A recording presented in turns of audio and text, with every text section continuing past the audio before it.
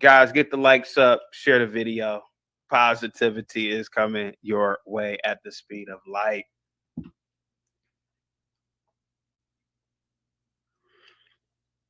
More since Trump became president, at least.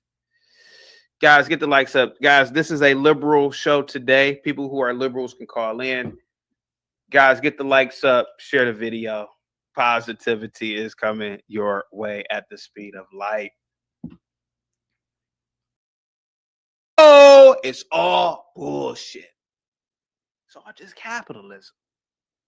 It's like they've done experiments with monkeys and apes. They all just want more resources. They kill each other for more resources. That's all. This is all a costume. All of that shit is a costume. Conservatives don't really. Hey man, conservatives are full of shit, just like any other political party.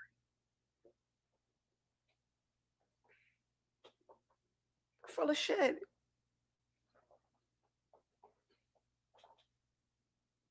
Ben Shapiro lives in Nashville.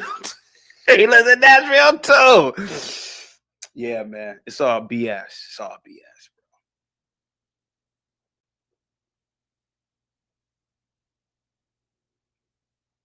People who are anti-slavery, they sure as hell use products made by slave labor to this day. Anti-capitalist, live in a hyper-capitalistic society, America.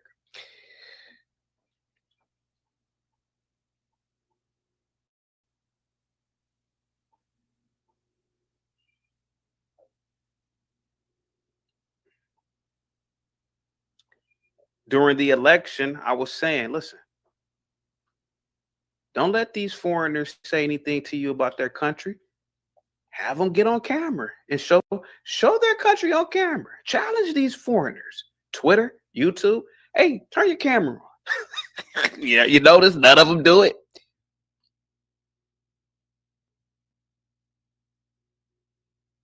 This is what makes me Christ-like, man. To be completely honest with you.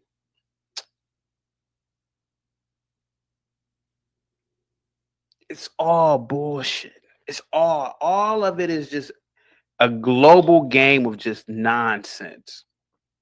Turn your camera on since your country's so goddamn great.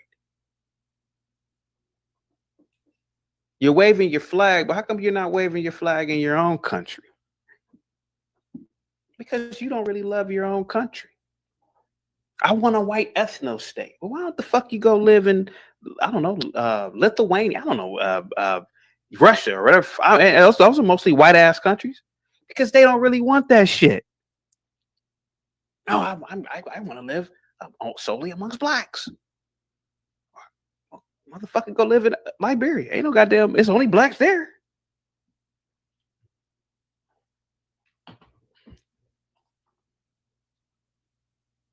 Blue cities are better, flat out. I'm on that shit today. If they're not, if you are conservative and live in a conservative area, let's do a compare and contrast. That's all we gotta do. What's up, Zach? Salute to you, man. The title, man. The title. Go ahead, buddy. So, CT, the question I'd like to pose to you is: if you had to define it by three ways, what would be the three main differences between conservatives and liberals at this stage in the game? Zach, let me read the super chat. Serious with the $5 super chat. Conservative values built the country. Liberal ideology will eventually destroy it. They are building concrete plantations, no freedom or ownership. I disagree with that. I believe that the founders indeed were very, very liberal, to be completely honest with you, man. They were not conservative. They were not conservative. They sure as hell didn't conserve the monarchy. That's the lie. That is the lie in itself. They weren't conservative. Hey, how would a conservative be rebellious? Why would you rebel against being something that you were conserving? These people were liberals. Not to say that I'm supporting liberalism, but it's just all bullshit. Now, what was your question again, Zach? Go ahead, buddy. Go ahead. Again, I was just asking, how would you define the key differences between conservatism and liberalism at this point in history?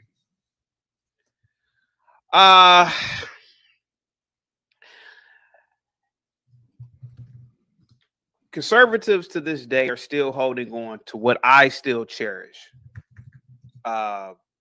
Borders. We still have a border, right? Liberals don't believe in the border. I mean, clearly we saw that with the last administration. Two, the military. I do believe in a strong military. I do believe in conserving the continued legacy of every damn branch in the military.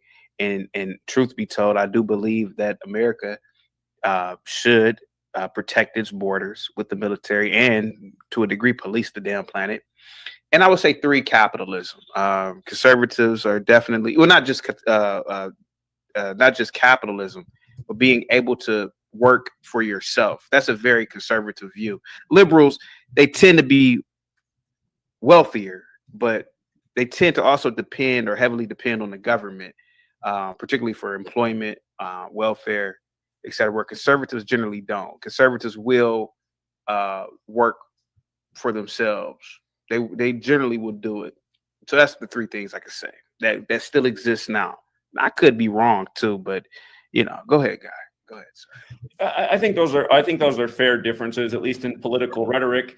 I will remind people, though, that it was mostly conservatives who passed NAFTA, and there was a great warning at the time that if NAFTA passed, it would cause mass migration across the border. And of course, it is companies that are owned by conservatives and Republicans that love all that mass migration that's come across the border because it gives them cheap labor. So in terms of the rhetoric, sure, there is a difference between the conservatives and liberals, but I'd say at the end of the day that the two parties aren't really doing anything other than playing a game. And it is all by design, and it is all economics. I'd say if there's one key difference right now between the conservatives and liberals, it's where they stand on the LGBTQT thing. And I think that came up in the State of the Union, just like how, they went to the girl that got her face smashed by the man who identifies as the woman in volleyball. Yeah. But again, you look at things that were considered liberal traditionally. They're very much alive and well in the Republican Party. And again, right now you have Donald Trump, a lifelong Democrat, who's the face of the Republican Party. When it comes to the First Amendment, he doesn't stand up for the First Amendment. That's something any conservative should do. Right now, he's undermining the First Amendment further with what he wants to do on college campuses. If you target people like Gimpy, you could end up in a slammer. If you burn the American flag, you can end up in the slammer. These are highly un-American positions he's taking. I would not say they're conservative at all. Mm-hmm. When it comes to the Second Amendment, which conservatives, that's a big thing for him historically, you have the president right now who came out of his mouth. I like take the guns first and due process second. I mean, that couldn't be any more liberal. That is liberal, yeah. So again, I don't think there really is any difference between conservatives and liberals anymore, maybe other than the LGBTQT thing.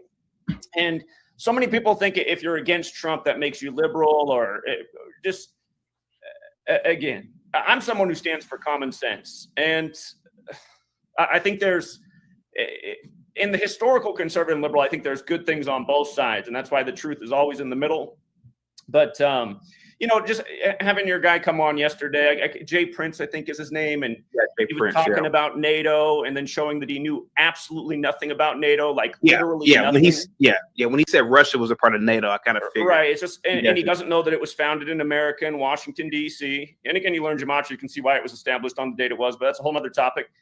Anyway, but then later in the conversation, then he's gloating about how he's getting his EBT money. Again, a conservative will be here looking at it and look at this guy wasting his time online, making himself look ignorant, and then happy he's collecting government tax dollars to feed himself when he should be out, doing something productive other than making himself look like a moron online. He does have a hot dog cart.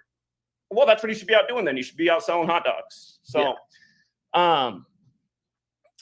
again, I mean, he's an example of you just brought up the whole welfare thing. See, that's the thing. Conservatives will attack people like Jay Prince, and maybe rightfully so. There are people in this world that do deserve some assistance because of things that have happened to them in the world. Again, there's circumstances that certain people have to deal with. But the thing that the Republicans never talk about is how they fund the biggest welfare queens in the world, like the Walmarts of the world. Walmart is one of the biggest recipients of welfare. And do they really need any? I mean, they're one of the biggest, most powerful companies in the world. and they get their stores paid for, their parking lots paid for with taxpayer dollars, which gives them an unfair advantage, which is how they've driven so many smaller mom and pop shops out of business all across this nation. So again, I always try to get people to see the reality of our political parties, and they're really it's fascism. I mean, look at what they speak in front of in the House. They got the Roman fasces on the wall. It's there on display every time they're in the House. The other night, State of the Union, he's standing right in front of the Roman fasces. Again, that is the root word of fascism. That's really all you have going on in this nation, is just mega corporations that run these puppet politicians that make policies that are beneficial for them and keep us in a state of consumption, having to buy all of our goods and services from them, which keeps them in power over us. That's all that's really going on in America. And then you have these two political parties constantly playing this game like, oh, see, the Democrats are keeping the border open. Are they really, though? Did Donald Trump not promise in 2016 that he'd build a big, beautiful wall and have Mexico pay for it? That didn't get done. And of course, that didn't get done on purpose because they need this game. But again, it's those fascist types that want all the cheap illegal immigrants in here because, again, it's good for their bottom line. So, Manny, I'm only allowing you on the panel because you are a woman. I really didn't want any conservatives up, but you were fine. Go ahead. Thank you. You know what part of the wall he did build, they tore down and sold off in pieces for pennies on the dollar. And as far as the LGBTQ thing, are you okay with spending $8 million to make mice transgender? I'm just wondering. No, I'm totally opposed to all that. No, I can't stand any of that. Okay, all right, just wondering. But by the way, I mean, and you seem very nice. It's not out of the question that your president actually started as something else along with his wife. You take a good look at them. Yeah, I used to be a Democrat, and until I realized that they were horrible people. I'm not sure you understood what I just said. Those little tiny hands, that big old booty. Melania, pretty masculine looking. I'm saying, don't be surprised if they're not masculine. She's a model. She is not masculine looking. She is beautiful. I don't know what's wrong with you. Zach, you think there's some lady boys that would fool you in Thailand? Yeah, you think Melania looks masculine, buddy? I think she has some masculine features. Yeah, I think she's gorgeous. It's your opinion, okay? Yeah, I think she's super hot for a 50-year-old. I'm not gonna lie to you. Why is it everybody nowadays in the last at least 10 years, every first lady is a man now? Michelle Obama, now. You mean Big Mike? Melania, Big Mike. Yeah, why is every first lady? I mean, well, admittedly, they didn't say Biden's wife, Jill. She's not. Is she a woman? Is she a man? What's going on, guys? Zach, Hafiz, you guys are. I don't know what you are, Zach, but I know Hafiz. You not being in America, but why are liberal communities and cities better looking aesthetically? There's more, and let's just be honest about it. Why does liberalism breed this? Yeah, I was gonna call you out on that BS actually about. Okay, well, give me a conservative. Give me a conservative New York City. Conservative New York City. I'll give you Dubai. I give you Riyadh. I give you. Do you think is Riyadh a Dubai is place? Conservative? I mean, if I'm not now, Dubai. You're telling me Dubai. Now, correct me if I'm wrong here. Aren't there women getting defecated on for money in Dubai? That's not conservative, if you ask me. No. You see, the thing is, you want to point out like hypocrisies within conservatives, and of course, there's hypocrisies within conservatives and within liberals. But the fact is that if you were to actually look at the judicial system, or the law of Dubai, it's Islamic. I mean, Saudi Arabia. Is that a liberal? You think when you think of liberal countries, Riyadh and all that, yeah. Riyadh is. You think Riyadh is Well, they're building skyscrapers. Right. They're building skyscrapers. All I'm saying is that just talking about in the West. Okay. I mean, in the West, apart from I mean, apart from like places like Poland, Hungary, those are conservative places, no doubt. Christian, and I think they've got skyscrapers. I don't know. But the thing is, you're right that liberal ideology leads to certain innovations, leads to freedom. You see, ultimately, liberal ideology leads to freedom. There's a reason why the Americans invent, the Chinese and the Japanese replicate. they don't really, I mean, okay, in the last maybe few decades, the Japanese have been inventing new things. But if you think about it, where did the first touchscreen devices emerge out of? If it wasn't for Apple and Google, there would be no iPhones and Android devices. Correct. Yeah. Samsung came up with the device after Google created it, after Apple invented the multi-touch system. So it doesn't come out of those places. It becomes regurgitated from those places. So Japan and China are great at remaking and reproducing the inventions that come out of West. The Western world, there is something about the Western culture that allows out of the box thinking, that allows you to sit and do something that no one else has done, because everyone else wants you to be uniform. This is where the downfall of the West is coming, is that they are forcing you into uniformity. They're forcing everyone to be the same. As much as they might pretend and virtue signal about, oh, we like freaky and we like the gays and the LGBT and those in the sort of edges of society. It's putting people in a box, though, and you don't always. I'm conservative, but I don't agree with everything that the Conservative Party agrees with. Like, I believe you should be able to marry whoever you love. Yeah. I believe that. I actually think, Miss Mandy, it's the liberals that are actually restricting people and freedoms and freedom of thought and freedom of expression. It's not the conservatives, funnily enough. It's coming from the liberal order. It's the communist liberal order that is actually trying to force people into conformity. Don't say things, don't do things, behave this way, behave that way, do as we say, use the words we want you to use. It's coming from the left, this restrictive world. It's not actually coming from the conservatives. The conservatives always are a little bit, they've got a bit of a stick in their ass and they're a little bit uptight, but generally they let you be because they have a bit of a libertarian about them. But it's the hard left that this new world order is coming from, and so they're the ones who are going to stifle innovation in the future, not the conservatives. The conservatives want to conserve what has been. Now, sometimes that's good, sometimes it's bad. Sometimes conservatives want to conserve slavery. Maybe we should not be conservative in that sense. But overall, they see the world, they like the way things are, and they want to conserve it. Now, the liberals are the chaotic aspect of society. They're the ones who want to break away. They want to create. They want to make things wild. They want to invent clothes that are outlandish. They want to do outlandish things. Now, if the liberal left, the chaotic aspect of society, there's order and chaos. This is what Jordan Peterson always talks about, order and chaos. That's the world in which we live in. If you don't taper chaos with some order, you'll get a destructive force. And if you don't let the order loosen up a little bit and allow for creativity to emerge, you get stifled in innovation and growth. So they need each other. These two things are symbiotic. It's the yin yang. It's it's expressed all over the world in different ways. We need each other. I don't want to live in a conservative world. I don't want to live in a liberal world. I want to live in a world in which both sides recognize that they have to work symbiotically.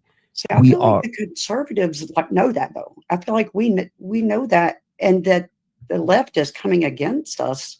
Like, that was so apparent during Donald Trump's speech the other night. He asked, just for this one night, can we be in unity with each other? And they booed, and they sat there and held their signs up. Mandy, real quick. I kick in the backs of everybody. Real quick. In America, why do you think conservative communities look like 1940? The infrastructure is stagnant. The best thing in town is off the exit McDonald's. There's no nightlife. Did you even know that Candace lived in a blue city? Like, I didn't. Okay, and I'm very good at picking. I'm like the hypocrisy hunter. If that was an actual job, I would probably be the director of that. So why do you think in America it's like this? I think this big shift to the right is a new thing. Okay. I don't think that there was this big right wing movement going on 5 years ago, 10 years ago. I think it's a new thing, and I think we're going to see some changes in infants. Wow, I can't say infrastructure, and it's. I think it's going to be different. Like we've seen that in our creators, our YouTube creators, changing sides of who they support and create content on. So I think we're going to see some changes. You live in a rural town? I live in a city right outside of Charlotte, North Carolina. It's red. My city's red, and apparently, chat put me in my place that Charlotte is blue. Could Chicago come to, like Chicago, the play? Like I don't know if you have a big playhouse where you're at, but could Chicago come there and your neighbors would go see that play or like Cats? Yeah, I've never seen Cats, but yeah. would they go see Cats? Yeah. Probably. Oh, really? Okay. Because I just feel like conservatives aren't open to certain type of entertainment, art, and I think that's why these bigger cities thrive. And I think when the art thrives, everything else around it thrives. But anyway, go ahead. Does that make any sense, Mandy? Or Oh yeah, it does, definitely. Can I chime in here? I have some questions for Mandy too. Well, hopefully it goes along with what I'm asking. But anyway, go ahead, Zach. Well, I'd make the argument that being in the West Coast and living in liberal cities, it doesn't look too hot in liberal cities with all the homelessness and trash and drug problems right now. So that could be an argument that, that offsets the nightlife and the tourism things you're pointing to. And you could also argue that you're saying these conservative towns look like 1940s. Well, that's they do. Time when you have more family structure and less problems and less things like drugs and homelessness. So maybe there's a balance to that. But, yeah, mine doesn't. That's why I was a little confused, because mine doesn't look like 1940s. Here. Yeah, but does it look like, and man, I rock with you, but it doesn't. It doesn't look like New York. I mean, does it look like no. in New York? No. Okay, okay. It's definitely more. The rural towns are red. Let's just be honest. Yeah, and I lived in a rural town for college, and the only reason why it was fun because the college campus, it's like a vortex, it's like a portal. As soon as you get on the campus, it's like you're going to another dimension, because there's all types of kids there from all over. It's very liberal. And we had so much fun. But then when I stepped off, I felt like I was in like the Andy Griffith show. I'm like, God damn, this is boring. You think that's because Trump reached out to the farmers? And no, this was 20 years ago. This is when a long time ago. Okay. This is when Bush was in office. Yeah, but I just feel like when I stepped off campus, it was just boring. It was like, it's nothing here. It's like my brain couldn't, I need some action or something. I don't know. I just couldn't take it. I'm like, and that's why I say I think liberalism breeds a level of, but Hafiz said it he said that, hey, that's a conservative city. But Hafiz, Abu Dhabi was built by a Chicago architectural firm, right? A lot of those buildings, right? Or does that technically count? Or no, when it comes to the Muslim world, then yes, Abu Dhabi, Dubai, they consider them kafirs. They consider them disgusting infidels that have given to Western liberalism. On a Islamic level, you see, this is the weird thing in this situation. Hold on for a second. Give me a second. Mandy, see, this is what I'm talking about, the hypocrisy. What in the world? American man lives in a blue city.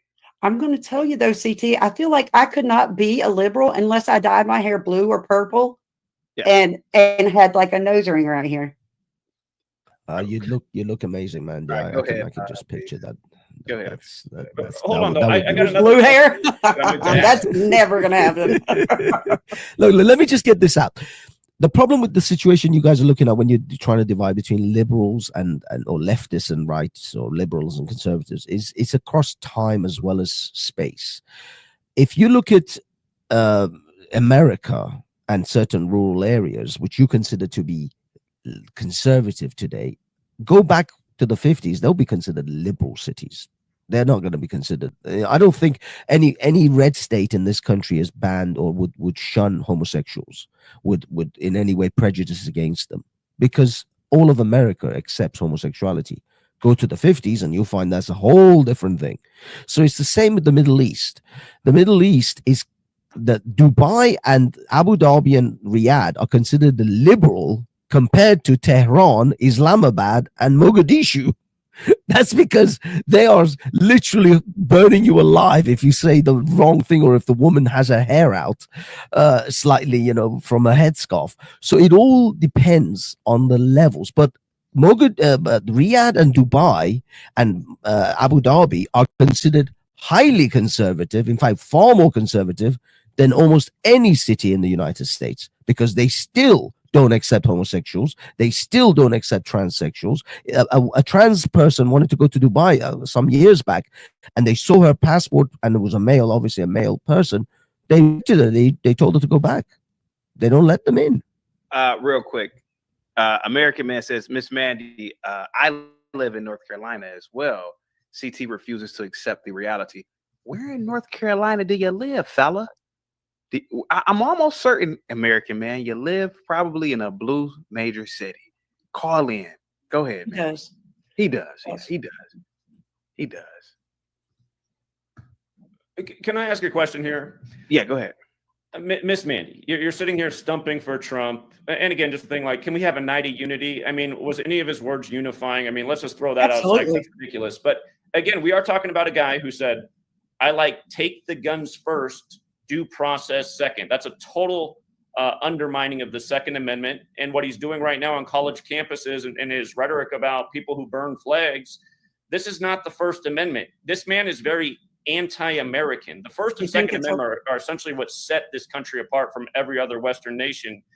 And again, he's acted more like these Europeans that are starting to jail people. I mean, it's been going on in Europe, very liberal Europe, jailing people who speak out against the Gimpies. And you're sitting here stumping for this guy who's a lifelong Democrat. How do you do it? I am very pro Second Amendment, very pro. I have several guns. Well, what guns has he taken from what people? I would like to know the answer to that. Again, his rhetoric is on. He said, I like take the guns first and due process second. So if these things do come down the pipe, you know where he stands. He was talking about. There's a lot of little infringements going on against the Second Amendment state by state, and you haven't seen him take any real stance to stop that. I haven't heard him come out and say, listen, it says the Second Amendment will not be infringed. It's being infringed all over the place. He's not doing anything to stop that is happening in these states. I live in Washington State right now, where it is very hard to own a weapon. That's your state, but he was talking about against. He's a federal leader. This is why you have a federal government, to make sure states don't go against the idea of what America is. It's not just my state either. Like, quote the whole sentence. It was against migrants. Against migrants. No, it wasn't against migrants. He said, I like take the guns first and due process second after Stoneman Douglas. That's when he said it. And he was a very unifying in that speech, incredibly. That's why he said to the Democrats, just this one night, can we come together and try to make America great again? He was trying to bring them all in a peaceful place. You don't think that's unifying? Like a serious question. I'm not being smart at all. I didn't interpret what he was doing that way at all. I just saw it as very divisive, polarizing political theater. Okay, what about that? What about the 12-year-old boy that was being bullied for having cancer? Response to this too. Conservatives always like to act that they're the party that keeps America safe. They're bigger on military than the liberals are, but really both parties always endlessly fund the military more and more is the reality situation. The two most deadly incidents of the 21st century in America happened under a liberal president or a conservative president. Well, gee, I don't know. I haven't looked them up. You just said it. He's referring to 9/11. 9/11, yeah. 9/11, yeah. Happened under Bush, a Republican. 11 years to the day of his father, talking about 9/11, yeah. Talking about liberal globalism in the 11th state, 11 years to the day. And the Cooties 19, where they had to declare the scandemic on the 11th as well, was a Republican in office or a Democrat? Yeah, Republican. Yep, Okay. absolutely. So again, I just think everyone should take note of these things, and then these things are used as excuses to grow governments, which are very liberal things to do historically. Yeah, I think you're absolutely using it as an excuse. Good job. I'm using what excuse? I think you're picking.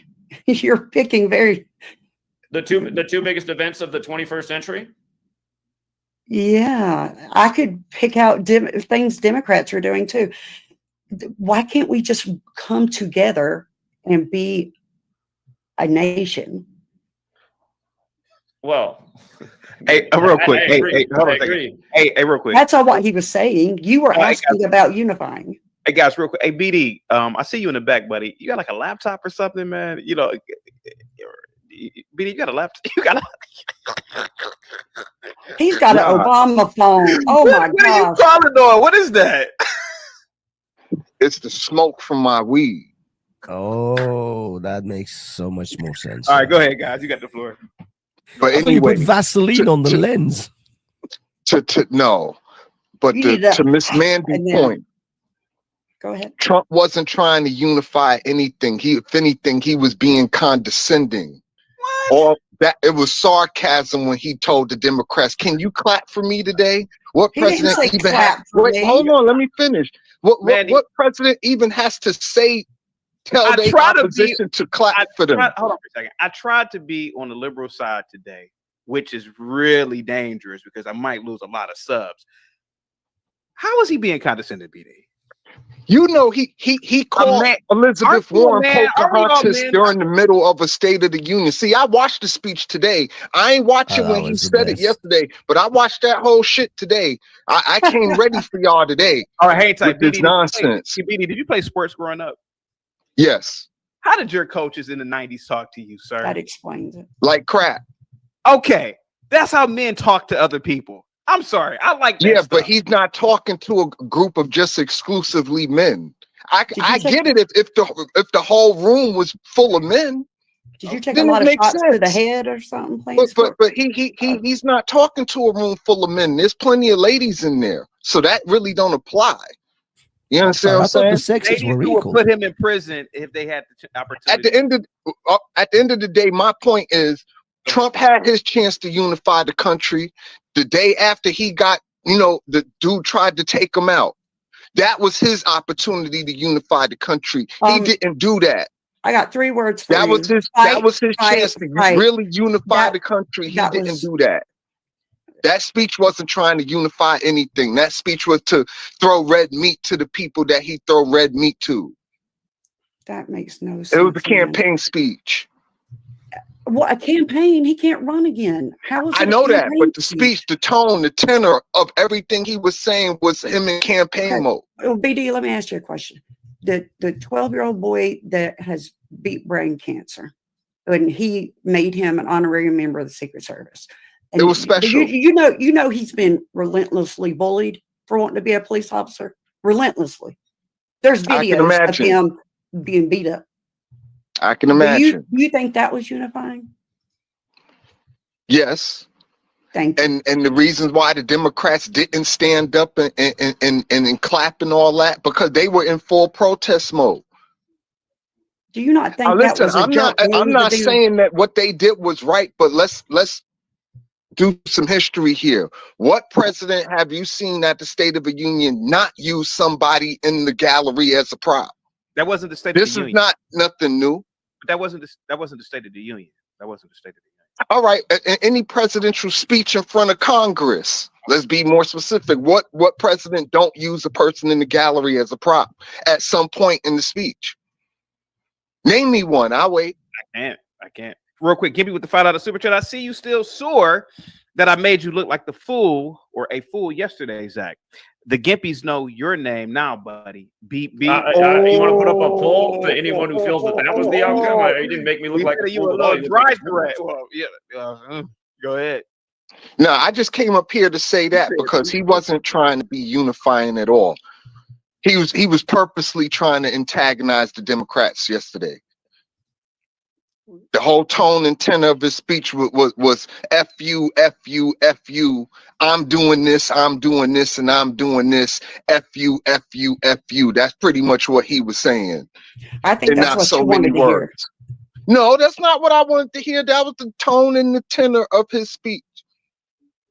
Do you not think if you would have went into it with a mindset of let me try to be open-minded and try to hear what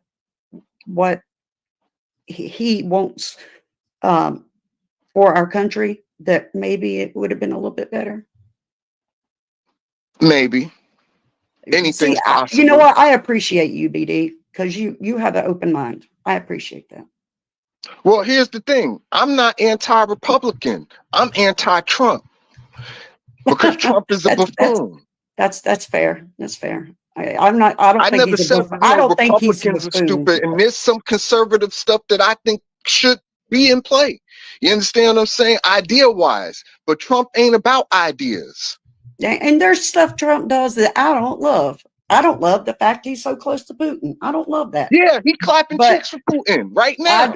I didn't say that. I didn't say that. He clapping cheeks. He's bent all the way over. Come on, you stop the U.S. government from cyber checking the Russians? Who does that? Since when did America become pro-Russian? And this is a Republican thing. This is a conservative thing. I've never heard a pro-Russian Democrat, maybe other than Tulsi Gabbard. She might be the only one that I've heard pro-Russian. What's your opinion of him bringing Democrats into his cabinet? What's your opinion of that? He only brought one, I can't. No, he brought several. RFK. Others. RFK was a Democrat. RFK Jr. RFK, man, he's so many other things now. I don't know what's up with RFK. Like, he was a flaming liberal 20 years ago. He was Ronald Reagan Jr. You understand what I'm saying? 20 years ago. I don't know what the hell happened to RFK. I think COVID messed up RFK. I think he might have caught that and it bugged him out. It changed him because he moved like a meth head. Like, he moved like he on something for real. Hey, like, I know hold on, wait. Y'all used to come on this show and tease Kamala Harris about being drunk. No. But y'all never said nothing about how RFK moved and how he looked like a whole junkie. He has a brain. There's a condition. Worm. Yeah, he had like a brain worm. Yeah, you should be ashamed of yourself, BD, for that one. I'm not ashamed. This chaotic truth live. Chaos is what it's for, right? That affects his voice. We're here to talk shit. If anything, RFK keeps in shape for an older man. What is he, 70 now? But that's what liberals do. So you okay with the whole anti-vaccine stuff? I know your perspective is different because you don't have any children. I'm okay with his health initiative, sir. Are you? And all of his children are vaccinated, by the way. No, I'm not saying he don't believe in vaccines. I'm saying, why preach that to the public, the anti-vaccine stuff, when all of your kids, to your point, all of his kids are vaccinated. So why would you discourage people from vaccinating when your children are vaccinated? I can't argue that point with you because you're right. Well, I can answer the question. He answered that in the testimony. He says he has different information now than he had back then. So, Shifty with the $2 super chat. You are supposed to grow out of liberalism. I can agree with that to a degree. In college, Burkinabe says, CT, if I lived in Massachusetts or Vermont, I would be in shape too. BD, the main topic is why are liberal? Oh, Corey with the $5 super chat. BD, go smoke weed and watch CNN all day. BD, I work, sir. The question for today is, why are liberal cities thriving while conservative towns are failing? BD, I said what I said. I believe that liberal environments are much better than conservative environments, and I gave my reasoning. But do you feel the same way? It depends on which liberal environment you speak of, because not all liberal environments are just thriving like that. Everything that glitter ain't gold. Give me the conservative Soho. A conservative Soho. You ever been to Jacksonville? Isn't Jacksonville a Democratic holdout? Isn't that Democratic? Not really, no. Most of Florida is not Democratic. Wait. I'm almost certain Jacksonville is a Democratic city. I don't think so. I don't think so. Wait a minute. Wait a minute. Jacksonville has Let me see. Whoa, wait a minute. I should know this, right? I think Jacksonville is You should. I should, right? Yeah. Of course, my computer freezes up. Hang tight, guys. My computer froze. Here we go. Yeah, I think Jacksonville is it's Democratic. Jacksonville is Democratic, buddy.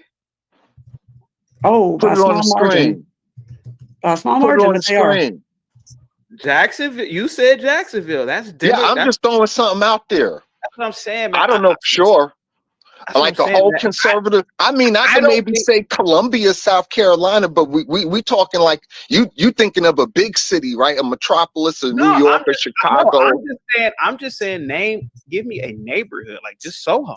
Like in New York, right? I didn't mention all of New York City. I just say, give me the conservative Soho. You know, little niche establishments and businesses, little thriving little area. Listen, conservative Soho. That's what I'm saying. Like, I don't think conservatives have. I don't think. My fault, Moxie. I mean, Mandy. I gotta kick in conservatives today. I don't think conservatives have the brain for that, man. En masse, not all conservatives, no, right? I don't think it got like. You know how like Jesse Lee Peterson says blacks, like not all, not all, not all. I don't think conservatives have the brain for that kind of stuff, man. I just don't think that they had a brain to sit there and watch Cats. You know what Cats is? The Broadway play. The Broadway play, yeah. Ain't no goddamn. You listen now. Mandy said you could bring Cats to her conservative area. That you can bring it to my area, but I just don't think conservatives are gonna sit back and just watch Cats. It's too fruity. Now, to me, I like art. I ain't gonna lie to you. I said it. I like Rent. I like Rent. Oh, Rent's great. Gay, but I like Rent. Kind of gay, you know. 520. You know, I like the songs. You know, but what I'm saying is that I don't think that conservatives have that. They don't in my opinion. It's like they don't cultivate other options. Like you go to a conservative area, it ain't nothing but goddamn trucks. Now, listen, I've owned several trucks for work, right? But I don't see conservatives just cultivating other just thought processes. Like if you were to drive like oh, I gotta go. Sorry. Oh, thank you so much. Like a little Tesla around some conservatives, they'd talk about you. Like to get that little gay car out of here. But go ahead, sir. Go ahead. Maybe they just don't want to spend the money. See, the liberals had no problem spending the money. Matter of fact, they want to spend money. Mm-hmm.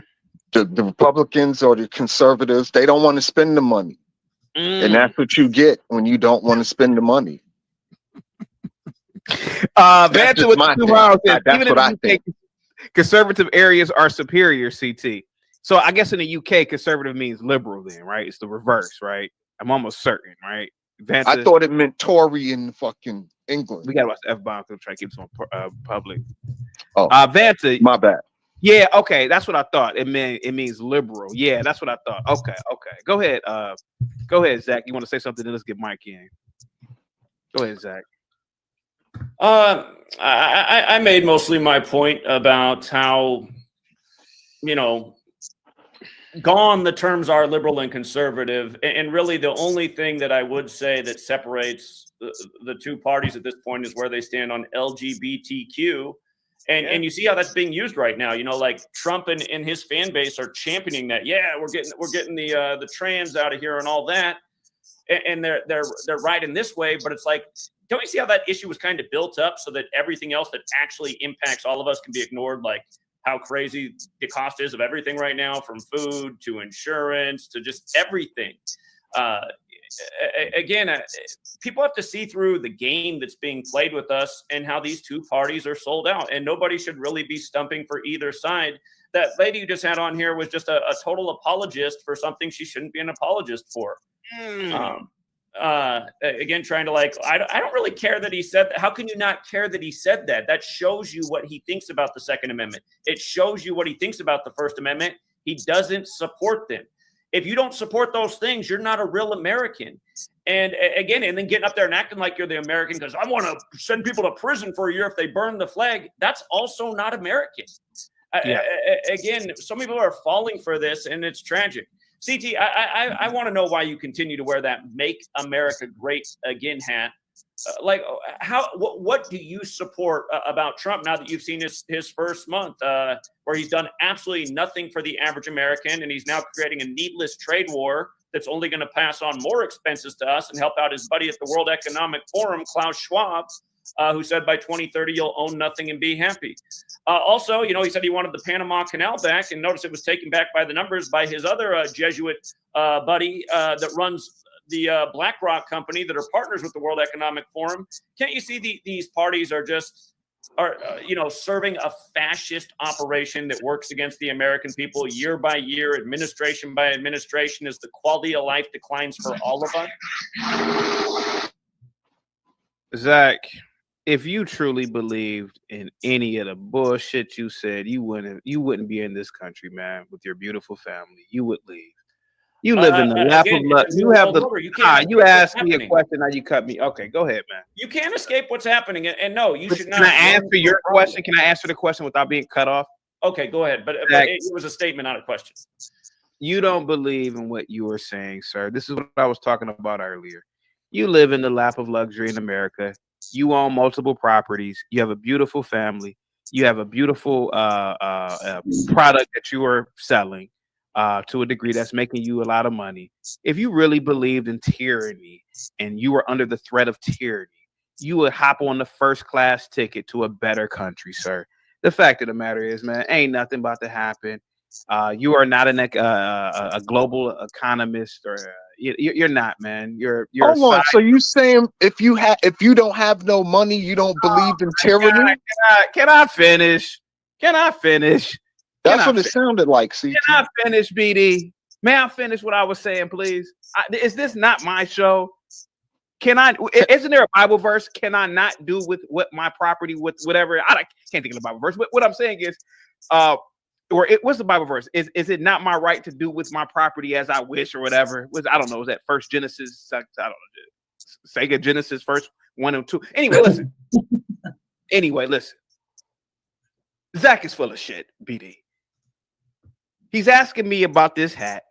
All the while, he's supporting slavery right now.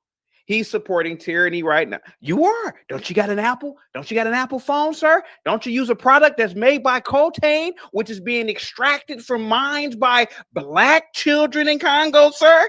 And put together by Uyghurs in China? We're both a part of the same hypocrisy, Zach. You are an imperialist. I'm an imperialist. America is going to be and continue to be the greatest country on the planet, sir. And tariffs aren't going to affect you, sir. You can afford bread, whether it's $3. All of us. Oh my God! Can I finish? Can I finish, sir? Come on, just false statement after false statement. Can I finish, sir? Can I finish? Okay, go ahead. Can I finish? Zach, you are a millionaire. By your own admission, you are a millionaire. At least you may not have $1 million in liquid cash, but you have it in assets. Zach, ain't nothing about to happen, man. These are the things that we talk about these things so much. Oh, we're gonna go back to 2008, and 2008 didn't affect my family or people that I know. Or we're gonna go back to the last market crash of '87 and blah blah blah. I don't live. I don't. Give me a second. I don't live in this. It affected almost everyone. I don't. How come it didn't affect my family? I guarantee. I don't know about your family. It didn't affect my family. I guarantee it affected property values right now. Hey, mom, dad, did '87 affect you? They were like, "What are you talking about?" It didn't affect nobody in your family had any property. Sir, all I'm saying is, sir, there will always be fat cats and starving dogs. Inflation will always happen, sir. Sir, we live in the greatest country on the planet, sir. We get paid an exorbitant amount of money for little mundane jobs, man. I mean, a mother effing fry cook at McDonald's literally can make $20 an hour, man. What does it matter, bro? What does really inflation really do, man? I mean, nobody cries about inflation when it comes to tennis shoes. How come you ever notice that? How come tennis shoes, they've been going up in price? Nobody cries about the prices of tennis shoes. But all of a sudden, when it comes to the loaf of bread, hey, the loaf of bread is going up $1. Goddamn inflation with the war over in Ukraine. I can answer that for you, CT. Nobody cry. Nobody cry about tennis. God damn it. Let me finish. You wealthy Americans should be ashamed of yourselves. And I'm going to call you out. Y'all don't cry about the price. You got Negroes I'm gonna use Negroes, not BD. I see it all the time. Whenever I do go to Walmart, which is a war zone, niggas coming out with 80-inch TVs, $2,000. For some reason, they ain't complaining about buying a $2,000 TV, but them same Negroes, these same whites, they get on camera complaining about $1 price hike in bread. Nigga, please. Nigga, please. Yeah, Mike, and Crackery here doesn't even have a job. For a second, Mike, you used to listen to Howard Stern back in the 90s. Remember he had that soundboard? He'd say, nigga, please. Nigga, please. Yeah. Howard Stern was a trendsetter. No, the whole thing is, and the whole thing with first of all, I want to say I loved the Trump speech. I loved it. I think it was amazing. It was touching. And you know what? For anyone to actually think in BD, I'm from New York. You're from New York. My apologies, Mike. I'm back. I'm back on Super Chat. My apologies. Give me a second. Yeah, right. The Matrix Zero with the $2 Super Chat. Zach is 100% right. Even though we don't get along, Gimpy with the $5 Super Chat. Tell us where in the hate speech bill it says "ha-choose" and "who-hayism" or anti-Hemitism. Specifically, you are just grifting, Zach, and not with the $5 Canadian. Remember the last time a country attacked its neighbor's sovereignty and signed a pact with Russia? Any history buffs in the house? It's fascism. Go ahead, Mike, and then I'm going to go back to the Super Chat so Zach can answer. Go ahead, Mike. No problem. And I will give Zach his kudos. I think Zach made a point where I do agree with Zach on they as the government uses diversion tactics to take away focus from other things going on. I do believe that it to be true. That's exactly what Zach does. Yes, but politicians have been doing it from the beginning. You know, so that's a valid point. Do I think Donald Trump has bad intentions? No, I think Donald Trump loves this country. He's an imperfect man. He makes mistakes. He says silly things. He does, but he loves this country. And I'm sorry, my personal opinion is having that young man propped up on stage, that young boy will remember that till he passes away. That's a moment in his life that no one could ever take away from that young boy. You know, and to bastardize him, to me, made me sick. The Democratic Party is a bunch of evil trolls. Just like Trump said, he can cure the worst disease. He can make everything turn around, and they'll still sit there with the little bingo signs complaining about nothing. Like CT said, this is the wealthiest, greatest country in the world. None of us as Americans should be complaining about anything. You can take anything you want. You just have to work for it. Do you gentlemen agree? Yeah, I agree. Indeed. Listen, but here's my thing. I'm just still trying to figure this out. I've been a lot. I hang tight, BD. Jesus Christ. Let me hang tight. Hang tight. Mike, I've seen this all my life, man. And right now it's just getting boring. This is like watching the same movie over and over at this point. I've seen it. People will gladly spend $50, $60 more on, you guys call it sneakers in New York. We call it tennis shoes where I'm from. Tennis shoes. Oh, I'm going to wait in line like a stupid idiot for 6 hours to buy tennis shoes. Then that same person will complain about $1 increase in bread. I'm like, well, goddamn, you happily spend on luxury spending. You don't care if it's $100 increase. You ain't complaining, but you complaining about $1, $2 in price of gas, and all of a sudden you are overnight economist. So the price of grain has gone up, and the farmers and shut up. Why? You don't have to spend that much money on luxury items. No. This country is ass backwards, Mike. How many people have you seen that you haven't seen in a while? And as soon as that tax money hits, or as soon as that stimulus hits, Walmart's got no TVs. Walmart's got no crab legs. Yeah. Right? I'm not reading that. All the hot. It's like when you give people that are uneducated, that don't have financial knowledge, the money the government gives, they blow it. That money is for saving. When I got my stimulus check, you know what I did with it? Gentlemen, you know what I did with it? What's that? I gave it to my son to buy his first car. Proudly. The payments are his to make, but I gave him that money so he can put down on his first automobile. I put it to good use to further his life. You got young ladies and men. I was in Walmart and they're buying out the crab legs. They're buying the biggest TV they can get. They're buying stuff they don't need. You know, and that you take that money and you save it. You don't just blow it. And Mike, that's what I'm trying to say. And those same people, when they go broke, CT, they're mad about $6 eggs. As soon as they got no more money left. Yeah. Oh, the gallon of a dozen eggs are going up $4, but you just spent $1,000 on a stupid TV. Come on, man. Mm-hmm. Well, all of that starts at the home. It starts on how you grew up and how you was parented. You're right. All that BD, that he talking about starts at home. I can relate to you, BD, by we had the same upbringing. We both grew up in New York. Now, I moved to Virginia a long time ago. Are you still in New York still? Are you still there? Nah, I live in Georgia now. But you have that New York mentality. See, I broke out of that New York mentality. I broke away from it, you know. And the thing is that the New York mentality is hustle, hustle, hustle, right? You damn right, because money don't sleep. I understand. But the thing is that we have to change our mindset because like CT was saying that we are so fruitful. The government is trying to help us succeed, but all we do is make excuses. And you have people that come on. I'm not going to put anybody down, but you have people that come. You muted yourself, Mike. I don't know why. People will come on. They get $1,000 a month in food stamps, and other people are struggling to get by. You know, so it's just, yeah. CT, can I respond to the super chats and then can I? Oh yeah. Let me go back to it. You're talking about this one, correct? Well, yes. You started with the one before that, right? There was 3 of them, I think. Oh, this one. Yeah, that's Cuts' boyfriend. For people who don't know, yeah, right. No, that's not my boyfriend. That's a dude that was actually your friend. He was actually your best friend. He's probably the person that was the best friend that you've ever had. And you just frauded the guy and made up slander on the guy.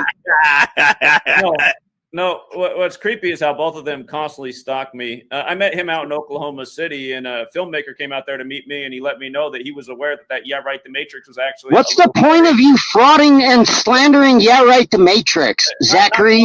He gave you more money than anybody else in your entire community, and you just come out and be like, he's a narco and blah, blah, blah, blah, blah. Yeah, Right, The Matrix paid for Cuts. You're a scumbag. You're a straight rat show scumbag. Anyway. You don't even have a job, Quackery. I just want to let you guys know how weird it is how these people follow me around. The next comment, please, Gimpy. You should let Yeah, Right, The Matrix come up on here. I'm sure he will come on. I'm sure he will come on now. All right, go ahead. Gimpy says, tell us where in the hate speech bill it says Judaism or anti-Semitism specifically. Listen, we know exactly what they're talking about in the anti-hate speech bills. He's talked about it in the past in his first term, and he also referenced what happened at Columbia, not to mention they raided the place 56 years to the day, same dorm hall. It's a whole other story. But again, this is the Gimpy. This is why people don't like people like you, because you guys are always downplaying the truth. We know a million. No, it's people like you, Zachary, that make people hate those type of people. Your name is Greenblatt. And you're lying about gematria, and you don't even know Hebrew. You're the definition. You're not an actual Kabbalist, Quackery. Never said I was. You say you're a gematria teacher, and it comes from Kabbalah, and you don't even know Hebrew. Gematria is Hebrew. Never happened either. But anyway. So you don't know the Kabbalah. Do you agree with Gimpy's sentiments here that that's not what the bill is about? I'm gonna stay out of this one. What do you think about it? Go ahead, sir. Well, I already expressed. I mean, it's obvious if you just follow the whole trail of this conversation. How about the other gentleman on the panel? Do you agree with Gimpy's comment here? Agrees with. Go ahead. What comment? The comment up on the screen. The other gentleman on the panel. Does he agree with the sentiments Gimpy's putting out here? My sentiment towards that comment is that fake gematria is anti-Semitic. Real gematria is Hebrew, Semitic. Your fake gematria is literally, technically, actually anti-Semitic. Breaking headline right now. This become about gematria. Oh, what's up, Zach? He what's the hasn't breaking even headline? mentioned a single number for real. What's the breaking headline? Breaking headline right now. David Hasselhoff's ex-wife dead at 62 Pamela Burke. You want to guess what her name equals? That's not gematria. 62. Just like yesterday, it was Sylvester Turner dead at 70. His name's 70. This goes on every day. Okay. George Lowe's dead. Cartoon voiceover guy. His name equals 112. He's dead 112 days after his birthday. This is all what about Roy Ayers? What happened with him? Roy Ayers dead exactly 25 weeks after his birthday. Death equals 25. We've seen a lot of that in 2025. He was a jazz musician, dead on the 63rd day of the year. Jazz equals 63. First album in 63. Recurring patterns. Okay. So we got right on the panel. I don't know what the relationship is, but go ahead. Right. What is it? What's up, CT? How you doing, sir? I'm all right. I was just, I've been told to come to your channel, and I've just been observing, and for some reason Zach is always on.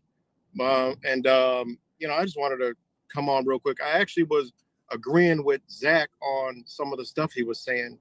Even though we don't get along, and yet this guy still just wants to drag me through the mud for whatever reason. I don't know. And, I supported Zach, for a long time, and then out of the blue, this guy just. Hold on. Let me read these super chats real quick before you get into this story. Hold on, let me read these super chats. Gimpy with the $5 super chat. We know you don't like me because I make you look stupid regularly, Zachy boy. And Vantis with the £2 says, CT, you prove Zach's point by not speaking on the Jays. Beep, beep. Go ahead, Mr. Right. Go ahead, sir. So, I just heard what he said, and, his thing was, I was a Fed because some Fed told him that I was a Fed, and, hey, I don't care. It's the internet. I don't really care about all that. I met this dude in real life plenty of times, plenty of times. I mean, I don't know what else I could have possibly did besides, treat him like a friend, and he just turned on me one day. So it makes me wonder who he in fact truly is. But that's besides the point, Hey, how much did you send Zach, by the way? How much did you send him?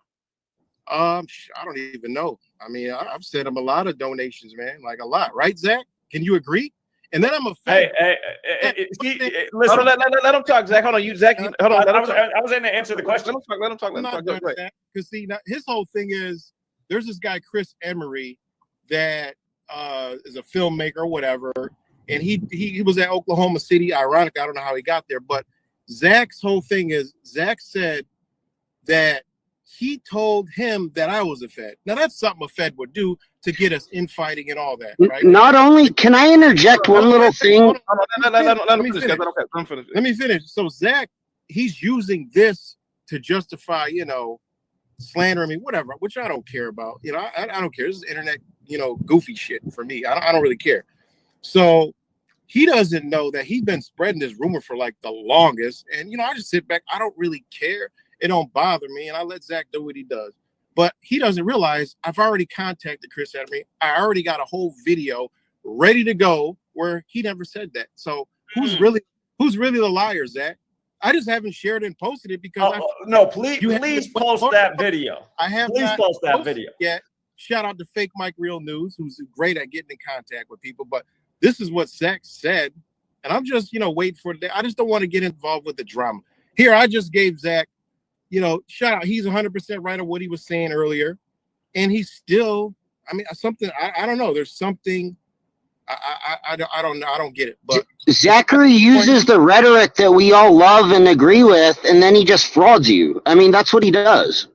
Well, I was agreeing on what he was saying about what's going on, even though we don't agree. I'm watching, you guys up here. I watched I joined when the lady was on, and, and the BD guy's on, and I'm like, I heard what Zach said about, the stuff going on right now. CT, what you guys say about the beautiful America and it's the greatest country on earth and all this other stuff, but I was agreeing with what Zach was saying on what he was speaking on.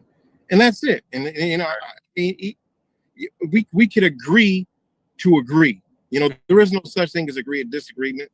Agree to disagree. It's the most used stupid term ever because you cannot agree to disagree because that's just a disagreement. So you had a disagreement. But anyways, and that's all. I was just agreeing with him. And then he has to throw me under the bus and call me this and call me that. Why? Because what I talk about, the stuff that I talk about, is different. You know, people can change, you know, and, you know, people can change their position in life. And, you know, and I don't know, I've always supported him. You know, it's just, we have this rift, and it just is what it is. He says I'm a troll. I don't troll. I'm not on the internet troll. That's not, I don't even be on the internet. I'm not a threat. I got a small channel. Who cares who I am? I just talk my stuff and I get off, you know? So, and I've asked Zach, could we squash the beef? He can't do it. I don't know why. And you know, Zach, if I'm a Fed, well, you said CT's a Fed. You're on his show every day. Why? I never said he's a Fed. Zachary, you do the most Fed rat garbage that I've ever seen on the entire internet. CT, hasn't he called you a Fed or in something? He's implied that I. Yeah, he says that. He said that CT's a Fed, and then he comes on this channel and he's like blabbering out and snitching on everyone. So Zach, so I don't get your logic in that. You don't like me? Can we do something real quick? Sure. I dropped a video in the private chat. It's the last time Right was supportive of the work. Can we play his video being supportive of the work? And then can I talk about what's been going on pretty much since that time? Sure. Yeah, Right. Do you want me to play this video? It's him. It's his video. I don't know what video it is. He'll recognize it. It's his video. Oh, okay. So let's play the video. I have really no idea what's going on, but let's play it. Oh, I know what he's gonna try to do. I know what he's doing. Try to do. Hold on. I know what he's doing. If this is a video about like the sports stuff, right? That's what it is. Please play the video. Hold on. If that's what it is, we could get deep into that. Okay, let's just play the video. He's gonna try to use his little gambling garbage to try to fraud. Yeah, that's what he does. Hold on, let's just play the video. Hold on, because I'm trying to gauge what's going on here. Let's play the video. Who's got to play the video? Me? I can't play no video. No, CT can play the video.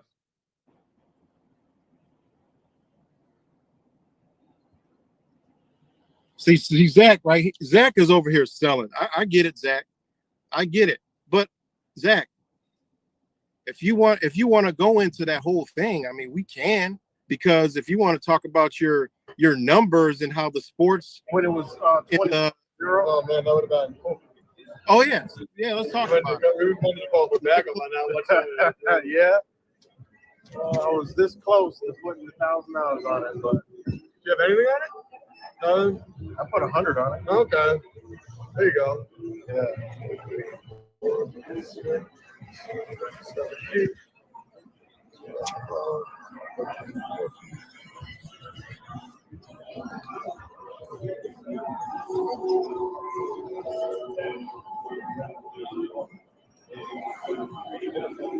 gonna just go to the stack. I'm just gonna go count it there for you. Just a little quicker. Okay, come on right over here for me. All right, we're going to the stack room.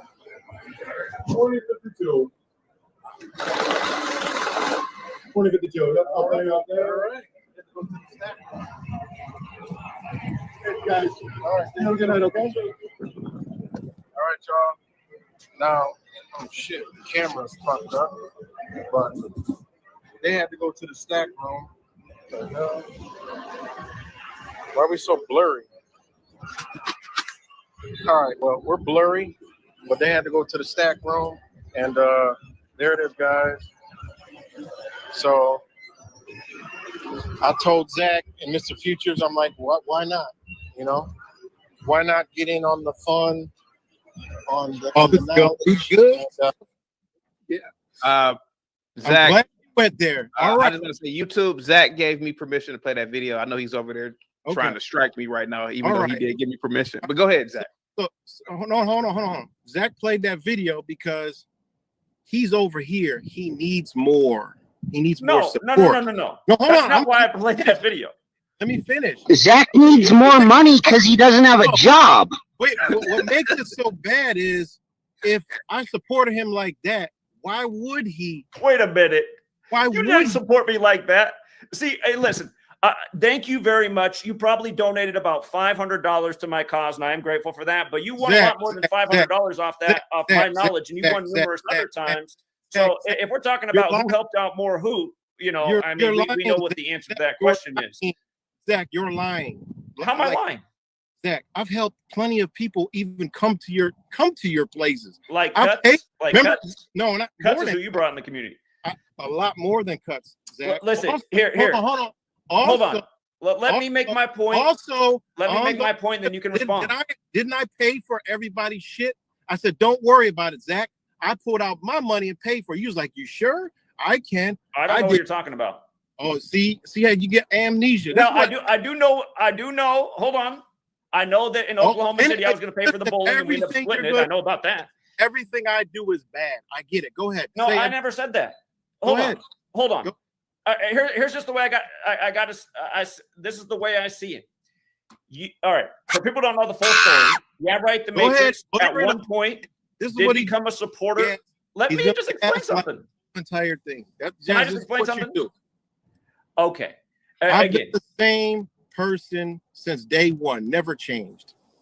Okay. Never changed. Okay. So there was a time when the Matrix was more of a critic of me, and he has a buddy named Wise, and they would kind of take stabs and make these little shots. But the Matrix got really inspired by me hosting a gathering in Oklahoma City, April 19, 2022. He called that out. He said more people should show up. He wanted to be a part of it. And he did come out, and he brought his friend Fake Mike. No. I came out. I supported you. I shared it. I tried to. Hold on. Other people to go. Hold on. I have your number, Zach. Didn't I? Hold on. You got it. No, because you're gonna try to say, "Oh, this." Come on, man. Hold on, wait. This is your channel. You can't cut me off. You say I brought Cuts, but you miss out when I had. You didn't bring Cuts to that. You brought Fake Mike. Well, Fake Mike. Okay. Hold on. I just want to make a point. Let me finish making the point. What's wrong with Fake Mike? You frauded that guy too. Okay, listen. I mean, you're a fraudster. When I showed you're a straight up fraudster, quackery. Hold on. When I showed up, and you're lying about gematria. Hold on. When I showed up in Oklahoma City, for whatever reason, they had their security force out there waiting for me. They went hands on as soon as I got to the building. All I wanted to do was go in the museum and see if I could pick up some additional information. I was shocked by this. I was like, wow. Probably what was actually going on is Zachary is a rat fraudster, and he was probably being an agent provocateur, and he was probably trying to set up anybody that comes with him. That's exactly what you're up to, quackery. Stop. You're an agent provocateur per definition. Can you get him off? No, that's what you are. We don't need to hear from him. Hold on, cuz I want to hear. Let him spew what he's gonna spew.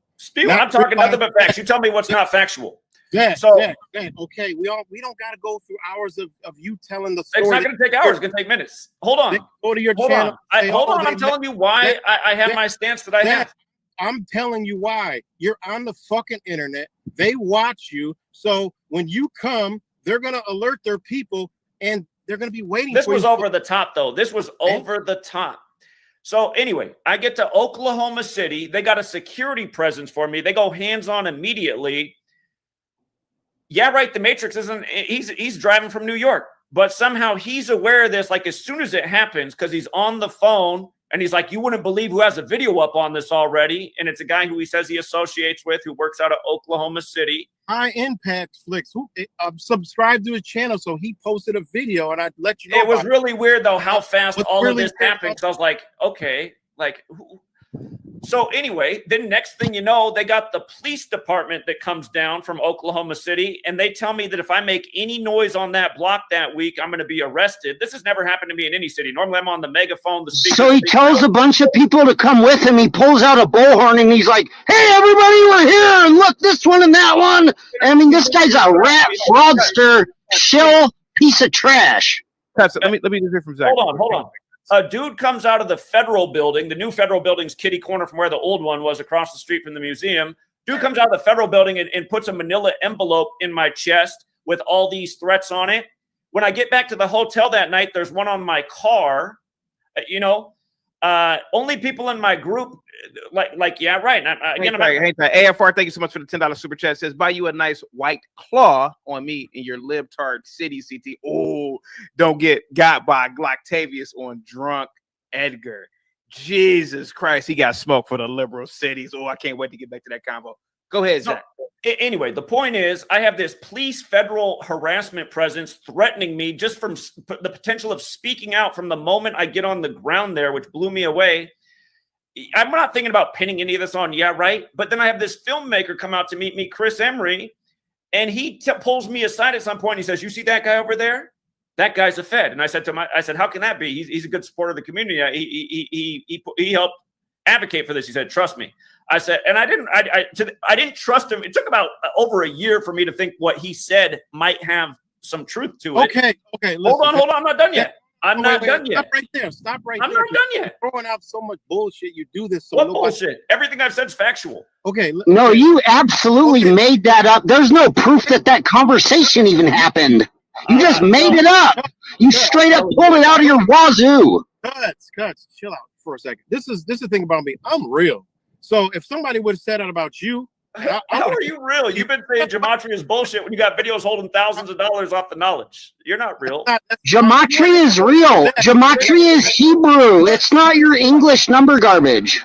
Listen. Let me just finish the point, and then you can respond. Hold on, Chris. I'm almost done. 30 more seconds, and I'm done. Know the point. I'm a Fed. Okay. 30 seconds, and I'm done. Hold on, wait. What do I gain? What do I gain, or what affects you if I'm a Fed? What sense does it make? Well, somebody tipped Oklahoma City off to yours truly coming down, and they were okay. So CT. What happened there was detrimental to the planned. The reason we were there. I mean, they shut us down from second one with all kinds of threats and intimidation. Did they shut us down in New York City? Did they shut us down in Buffalo? Hold on. No, they didn't. If you recall, they did shut down my cell phone in Buffalo. I didn't have a cell phone for 3 days. Oh my God! I'm a Fed, Zach. So let's get to hold on. No, what Zach is doing is actually absolutely criminal. CT, let me say something. Zachary, so listen. Zachary comes out and says, yeah, right, it's a Fed. And then his little rat cult of scum, the Gematrians, this is what they do. They start doxing him and his children and his family in Zach's chats. That's criminal. That's Fed activity. That's Fed behavior. And telling people to kill him and everything. That's what Zach does. That's his MO. He frauds you and then he makes up slander. They tried to say that I was a P3DO and then they started doxing me at my work.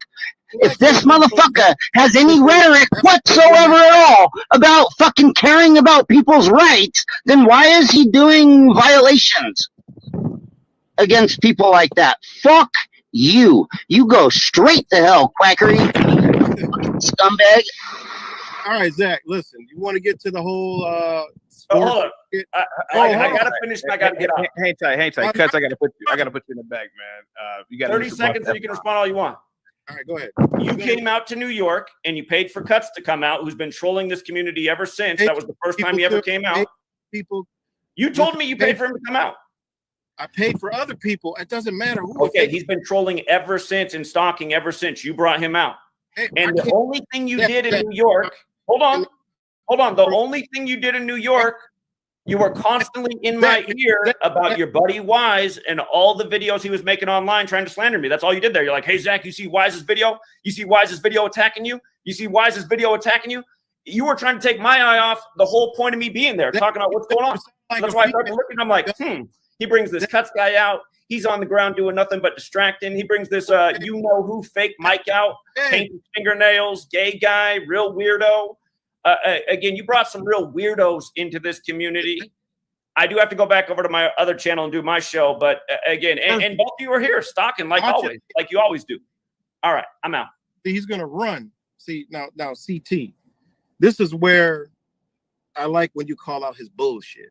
Yeah, which I do every time he calls in. Yeah. You know, his number garbage. What he does, listen, he comes over here because I was alerted to your channel because a channel called Sports Gematria was, I mean, who's this Chaotic Truth? So it's just pretty, your channel, honestly, I laugh my ass off when Zach's a part of it. Yeah. It is just pure comedy. I get a good kick out of it. It gets me through the day.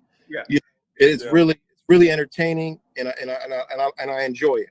You know, when he played that video, he wanted to get some of his followers and, oh wow, I must have won money. But Zach won't tell you. I personally messaged him because I believed in his bullshit.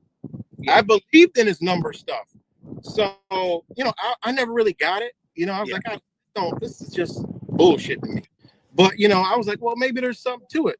So I got on his Patreon. I started checking it out. I asked Zach personally, I was like, look, listen, if it is what it is, I don't got time to be going on watching videos on Patreon. Send me the pics. I'll drop the money and I'll give you the rest. I got the text messages. Yeah. He just joined Patreon. He said, join the Patreon. I posted all there. I go there. I'm like, Zach, I don't see. What are you talking about? Well, because it gives you both sides. It's like both sides with no, this team's going to win, you know? And I couldn't really, I read, I'm like, okay. You know, this, and I see other people dropping comments in the Patreon, like they ain't winning shit. And then I'm like, you know, the video he showed, I just had a hunch during the game. I was like, all right, I'm about to bet more. I think they're going to come back. And I do stupid shit like that. And they came back at once. So I was like, all right, I'm just going to get a credit to Zach. Fuck it. That's my boy. That's my dog. I'm about to watch the F-bomb. I just got back from suspension. Oh, my bad. I'm about to promote him. You know what I'm saying? So I help him Corny, out. check your email real quick. Corny, check your email, buddy. Check your email. So you know, I help him out. You know, I figure I help him out with his stuff or whatever. But as time goes on, I said, Zach, look, you know, I don't got time to be doing all this. Can you just send me the pics every week? You know, I put the money on whatever, I'll give you a percentage. Still, half the time he didn't even answer. And then it was like, oh, we'll just go to the Patreon. And I was just like, you believe he what do you guys say, frauded you, correct? No, not fraud, but just it was more, I was like, basically like, if you can't give a definitive answer, then what are we doing? So, you know, I looked into it. I looked into it more deeper. The other guy he's talking about, Mr. Futures, I went on his thing. He charges $100 or whatever a month. And then he does the same thing. It's like they put in there, they can win. They can do this. This team can do this. And I'm like, I have a logical mind. It's either they are or they ain't. You know, if you gambling, it is, or if you pitching something, it is what it is or it ain't. So after time comes along, it ain't, you know, and it could go to Sports Gematria's channel. It'll show you all the bull crap that's been going on. So I found out that it's all BS. And if it's all, if it is what it say it is, right? Now let's not get it wrong now. Zach's got some knowledge, okay? He's got knowledge on a lot of stuff. But he puts the numbers to it. Hey, look, y'all want to believe in that? You know, a lot of Gematria people still follow me. You know, if y'all want to believe that, cool. I'm cool with it. But what Zach's saying, if that stuff was, think about it, if it was 100% on point, you wouldn't get anything wrong. You know, if this is the end all be all, this is what they do every day, day in and day out, and you got the code, you ain't gonna get no sports picks wrong. You're gonna be 100. You're gonna be at least 90%. Oh, I got this wrong. Oh, I didn't think about this after. Oh, it makes sense. It went this way. I got tired. I just went. You know, and I think he's seen that and felt that. That's why he kind of like made up some weird ass story. Okay, I'm a Fed. Cool. Okay, and you know, and then it goes into the community. I was cool with a lot of people, but the instant, and this is that cult-like mentality, that religious mentality. The minute that me and Zach fell out, they all turned on me. I'm like, people that I did a lot for. It's people in his community that I done picked up the pieces of their life from being destroyed by compulsive gambling, right? Compulsive gambling. I've done this live on my channel. They literally came and their problem was gambling. And they would say, oh, you know, thanks, man. I'm gonna go. I was like, whoa, I just gave you a couple of hours. You're gonna go use it to gamble. I'm like, oh, hell no. So, you know, a lot of that is going on.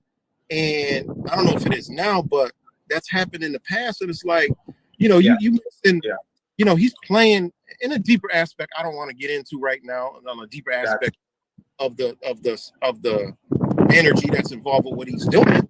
And you know, like a church, I mean, who's reaping the benefits? Hey, yeah, right. You ever seen the movie Starship Troopers? I don't watch movies, man. I'll be honest. I don't watch movies. Zach doesn't like the fact that I don't believe in gematria and pretty much make a mock. You know, like to me, Zach is like a comedian. You know, he's like my comedian, right? He's like one of my favorite comedians of all time. I think Gematria is bullshit. That's just me, right? Now, the reason why I believe it's bullshit is because of this whole thing about the Jesuits, and and what I'm saying is, if that there are Jesuits that are manipulating events and causing catastrophes, I would love for a person like Zach to find these people and bring them. Exactly. So in Starship Troopers, the human beings are going to war with these bugs from across the galaxy, and there's this brain bug that controls all the other bugs. And at the end of the first movie, in the movies, it really makes fun of hyper militaristic human beings, right? But at the end of the movie, you see all these human beings dragging this brain bug about the cave. It's like 100 of them just dragging this brain bug out the cave. I told Zach, I said, Zach, if you can drag the Jesuit out his cave, man, I believe that shit. But until then, I can't believe it, man. So until you drag this Jesuit, like the King Jesuit out, I believe it, man. But I kind of believe your story, man, about Zach. He does come off as like a shyster to a degree. Yeah, I mean, I've met him in person. He seems like, not really. It's hard to explain, I've met this guy in person multiple times, and it's like he's a really cool dude, he's really down to earth. And but this online guy is not the guy you'll meet in person. He would never talk to me like that if we was in front of each other. That he would just never be going down like that, like that. And I mean, I met him. He was a cool dude, but I just this internet stuff. Okay. And you really get to know, like, anybody that knows me knows that I've been real. That's just how I am now, is how I'm going to be in person. And for him to do that online and call me a fed and do all this other stuff, and then have all these people like try to like attack me and do all this stuff, he doesn't know. I got a lawsuit waiting for him. He knows I study law. He doesn't understand his whole YouTube be gone. Why is Zach so hyper focused on black people? Like every time he calls in, hey, you're a self-loathing black man, CT. You're a little nigger boy. Why does he do that to me, sir? And I don't bring up race with Zach. Why does he do that, sir? Because I don't believe it. I go on both sides of the fence because I'm black and I'm white. I grew up on both sides my whole life, so I've seen both sides. I've been called everything. I fit in with Puerto Ricans. I fit in with everything. I've had white people talk openly to me about niggas. Like, oh, hold on, like, all right, keep it real. But I've had family talk like that, and then I come from the hood, so I've had the ability to see both sides, both worlds. And what Zach's doing, come on, we all know. He knows black people are into heroism. They're looking for a savior. They're looking for somebody to lead them. They're looking the black messiah complex. Because when Zach realized that I don't believe in this stuff, he's almost become hyper focused on trying to get me to come into this cult. And he probably thought I was like a regular black dude, because he has a lot of black followers. And I know a lot of younger black dudes, they're more, younger people in general, their brains aren't developed. They're more susceptible to believing in things. And so he looked at, so every time he comes, he brings up race. Like he always says something about some black person. And CT, 42 equals Michael Jordan, and 45,000 years ago, and black people. I'm like, what are you talking about? We're talking about quantum physics. And then he says 42 equals nigger, and nigger equals. I'm like, what is this dude? Like, what is this dude's problem? Mm-hmm. Yeah, but anyway, go ahead. Yeah, right. Go ahead, sir. And so. That's where he knows he's a good businessman. He knows his market, he knows his niche. I do believe at one point, you go back and look at Zach, he's changed into this, sort of capitalist, which is cool. I'm all good with that. But when you go around slandering people, lying to people, I mean, this guy's been caught so many lies, backtracking what he says. I mean, only people that follow him are the ones who are still like brainwashed. He could brainwash people because it's this whole awakening garbage now. There is no truth community. There is no great awakening. Look around you. Like you learn a couple things. your life's position changed? Have you actually gained knowledge to understand what this system truly is? You know, and this is that I try to bring to the table, and because I wasn't into the gematria, I never was. I rocked out with Zach. I ain't holding those signs. Yeah, you were more just rocking out with Zach. Yeah, I could tell you. Yeah, and you don't come off like Elohim and all those other. You seem pretty normal, to be honest with you. My whole thing is, I saw what Zach was doing by having people gather. Yeah. Okay? Which is what's needed. People are so divided because of social engineering and stuff like that. And society, so I seen the ability of people to come together that think alike. And that's what, I was on like, oh, okay, this is great. Because if you could create 100, you can create 1,000. If you create 1,000, you can create 10,000. Yeah. Now, that's what I was looking at, and his avenue was this. And I've even tried to link him up with bigger channels. And he would shoot himself in the foot by calling them a fraud, a slander. And I'm like, Zach, you understand? And this is where the whole unity. I'm not into unity. I'm not into community. That is stuff that was sold to you. Understand the definitions of words, terms, and logic. Okay, they push unity and community, but they don't push united.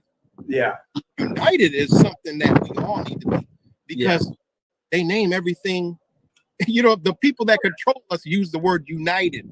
They don't use the word unity and community. I'm not with that. I'm with being united. You over there, I don't give a F what you do. I'm over here, but we're united for the same cause. We look at that over there and we say, that ain't right. You agree? Yeah, that ain't right. See, that's how it's supposed to be. It's not supposed to be a community where, oh, you don't think like me? F you. Get out of here. You need to be dead. That's some liberal garbage. That's that liberal mentality. And for me, Zach has a liberal mentality hidden in I don't even know, in an ideology of something. He's from Seattle. He's from up that way. So he's embedded with that type of stuff, know, and I see that in him. And, like I said, it's a lot of good people in his community, and he can't sustain a community. People need more, and he can't offer it. People, this whole movement that everybody goes through of so-called waking up. Yeah. All right. Waking up, and, CIA induced awakening, right? They knew at some point people were going to wake up to something. So they needed to control it. So they created a lot of this stuff you see here. And I go at a lot of people. Zach be thinking I'll be talking about him in my videos. I got 2,000 subscribers. I do not be talking. I talk about the Love and Lighters. Yeah. About the Trump supporters, CT. I talk about the liberals, the Love and Light Rainbow Club, the spiritualists, the vegans, all that. Because I don't rock with that, because I know that the CIA has used all these factions to manipulate us and control us, right? Meanwhile, they set up what they want to set up, and now we just see the trajectory that we're going in. And that's why I was agreeing with Zach that we are going into a trajectory that is in our best interest. Okay. Real quick, let me read the super chat real quick. Shay with the $2 super chat. Zach, I'm white and I say so, nigga. Hubbard. Real quick, you said that you don't watch any movies yet, right? But I'm pretty sure you watch Star Wars. Yeah, I watch Star Wars. Okay, so I'm pretty sure you watched The Return of the Jedi. Years ago. Yeah. Okay, so what I told Zach is this. I said, Zach, listen, I don't know if the Jesuits are real or not. I don't know if they have like a secret lair and there's some master Jesuit with a mustache, twirling mustache. Well, can I say one thing about the Jesuits real quick? Sure. Because so the Jesuits, listen, they throw this term out here. If anybody understands where the Jesuits came from, you can't say Jesuit without, the J's, sorry. Yeah, you can't say Jesuit without the J's. You just can't do that, because that's who started it. They come from the Society of Jesus, and the Spanish, they call them the Habsburgs. Yeah. Formed the Jesuit order, and all order is a religious order. The Society of Jesus. So that's all the Jesuits are. The Jesuits, you got to look at that, because all you got to look at the power structure. Spain, France, and the Holy Roman Empire controls everything in our existence, all the countries, all the nations, all the supplies, the resources, and everything. People always talk about the 13 bloodlines, families. No, man, that's what they want you to believe. Look up and research the 13 charters, okay? The 13 charter companies, you'll see it'll blow your mind. They own and control the entire, everything that you see. And it's not even hidden, it's right in front of our eyes. So the Jesuits is a military order, right? That where are they at? Like you say, CT, where are the Jesuits, right? The Spanish Habsburg, the French monarchy, and the Holy Roman Empire, and the Austrian Habsburgs are all, it's all the same thing. They control and own everything. You know, okay, and they okay, well, real quick. I told Zach this. Listen, the only thing in the universe that I know of that is correct is just mathematics. Other than that, it's just everybody just talking. I told Zach this: if he could stop the Jesuits, the fall of the Jesuits, you know, like in Return of the Jedi, where, you know, the Empire fell and it was like a party. It was like a galactic party. Everybody was on different planets, just party. I would love to party with Zach if he could just crush the Jesuits. Then I believe it. Man. But other than that, man, I think Zach is insane. I totally agree. I want to see him one day drag a Jesuit out by the ear. Zachary's never even dragged a Jesuit out by the ear. I mean, come on. Not even caught one fucking Jesuit, really? And they're like nice people. They're like the nicest customers. I mean, come on. Really, a Jesuit? I gotta get in. Just first of all, American Rifleman, salute to you, sir. It's been a long time. I missed you. Not in an LGBT way though. Totally straight. You're lying. But I want to say to CT, I watched now. Previously, when you told me, did you watch the debate between Andrew Wilson and Zach? I hadn't watched it because, you know, I was like, I'm not really into Zach. I don't care what Zach has to say. I watched that debate the other day in I think it's a Raging Tomato. Yeah, and Zach is a victim. Oh my God, he was brutalized. I felt at the end of that debate he needed a hug. What did that man do to Zach? Mauled him. Absolute mauling. I wanted to say this to Zach, but my computer crashed and I had to. It was pretty bad. Can I interject a thought into that debate? It was worse than when Apollo got killed. Oh my God! If he dies, he dies. Can I give you my perspective of what happened in that debate? Sure. But first of all, debate is an argument. It's really not, you know, this is what it is. But what I saw there is, forget whatever anyone else was talking about. What I saw is a man take a boy's manhood. Like he just stripped Zach of all his manhood. It was like a chastising. It was like a father, and he was a little boy. And I was like, forget whatever anybody's saying, because it just looked like, man, he's getting his ass. Sorry, I mean, you know, he's getting his butt kicked by an actual masculine energy. Yeah, you know? It wasn't just the mask; it was just brutal. Just brutal. Every point, because you notice, I mean, this is what happens here. That's why nobody really debates Zach that much. But he machine guns all of his numbers and, oh yeah, the 1984, 11, 48, 47. Now, every point, every time he said, like there was one about a person from the day they're born until they're 18, they get 72 jabs. It wasn't true. 74, sorry. He couldn't find it. Even when himself tried to find it, it took like an hour. Finally, he found that a person could potentially have 72, what do you call it, updates or sort of boosters of the same 17 variations of immunity, jabs, which most children need. It could potentially be, if they get, like, let's say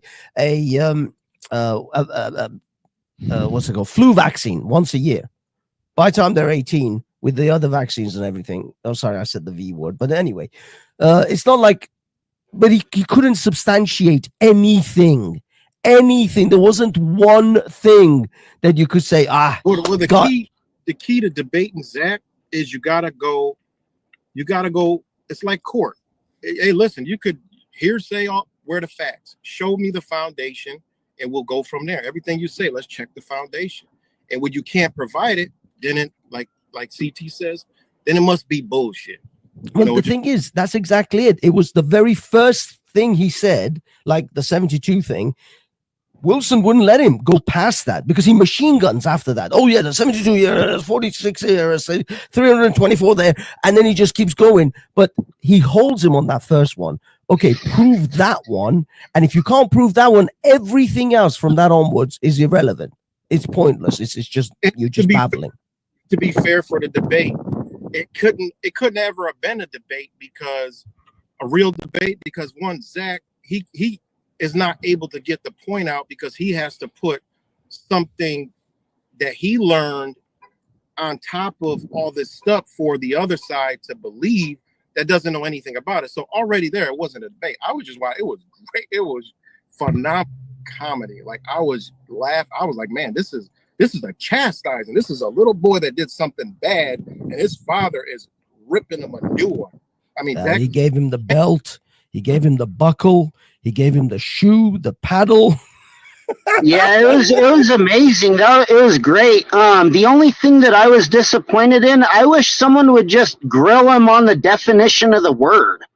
Like if someone just read the word, like gematria, read the definition, and then you gotta prove where your gematria comes from and fits into any of that.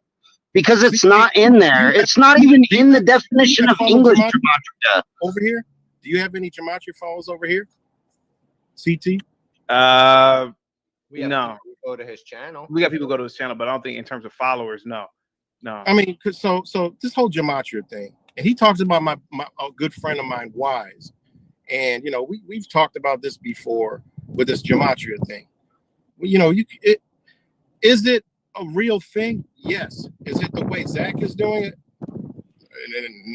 No, it's not. Do they use numbers? Absolutely, 100%. You even said, CT, everything is mathematical. So, but it's not what Zach found because one, he wouldn't be alive to tell it, okay? And two, like Cuts is saying, go look up the definition of gematria, what it is. He says, and he's told you this, CT, he's got it from Manly P. Hall, okay? One, Manly P. Hall did not call it gematria. So you put the name gematria on there because that's not what Manly P. called it. You can go to the Secret of Teaching to All Ages where he said that, and he does not say gematria in there, and definitely in the English language. All right, gematria is Hebrew. It just says what it is. It comes from the Kabbalah, and it's to decipher. This is not to use it on sports gambling. Okay, it's not. Why would a Jesuit order use this to code sports games? Yeah, that you can get half of them right. I mean, seriously, and then you can't stand on it. And then when I said, look, make a lot of money, I'll invest in it. Let me know, and I'll put the money in. Why he couldn't do that is because simple. When I lose, what's he gonna say? I think he's been mad ever since that time we slaughtered him in the debate on your channel and called him out on all this stuff, and he's been just like on a rampage of fraud ever since. Hey, Zach, and yeah, right. We got to get back to the main topic, man. But any other last things about gematria, real quick, because that's why AFR is here. I had to come on because he's doing what he does, and Zach don't realize I got something nice waiting for him that'll cost him a lot of money, and he'll probably have to come to CT's channel to even be. He doesn't. At this point, if you went to war, would you prefer to be in a foxhole with him, or not? Well, hold on, CT. You speaking of war? Zach picks a lot of fights. He's in a state, okay, where street fights are legal with consent. He lives in a state, and actually, guys, whoa, wait a minute, god damn, Rise girl, you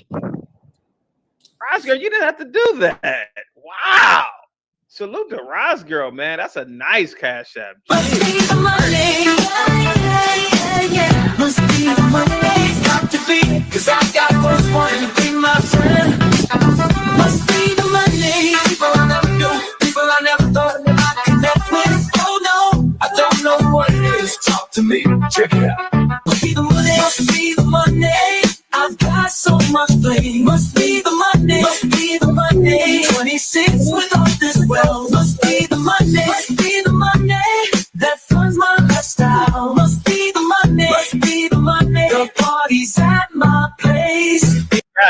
Ron's girl, big thumbs up emoji, $ emoji, the American flag.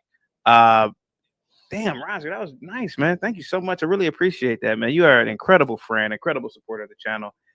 Positivity is definitely coming your way. I don't know what I'd do without you, man. You know, goddamn, Roger. Wow, that's nice. Thank you so much for extending the show. I'm pretty sure that was out of love, but I'm gonna extend the show with that, obviously. But thank you so much. I really appreciate that. I'm gonna get some water with that, some bread. You know, the price of bread went up. I'm gonna get some coffee from Starbucks. You know, I gotta go. Maybe a jacket. Can you afford eggs now?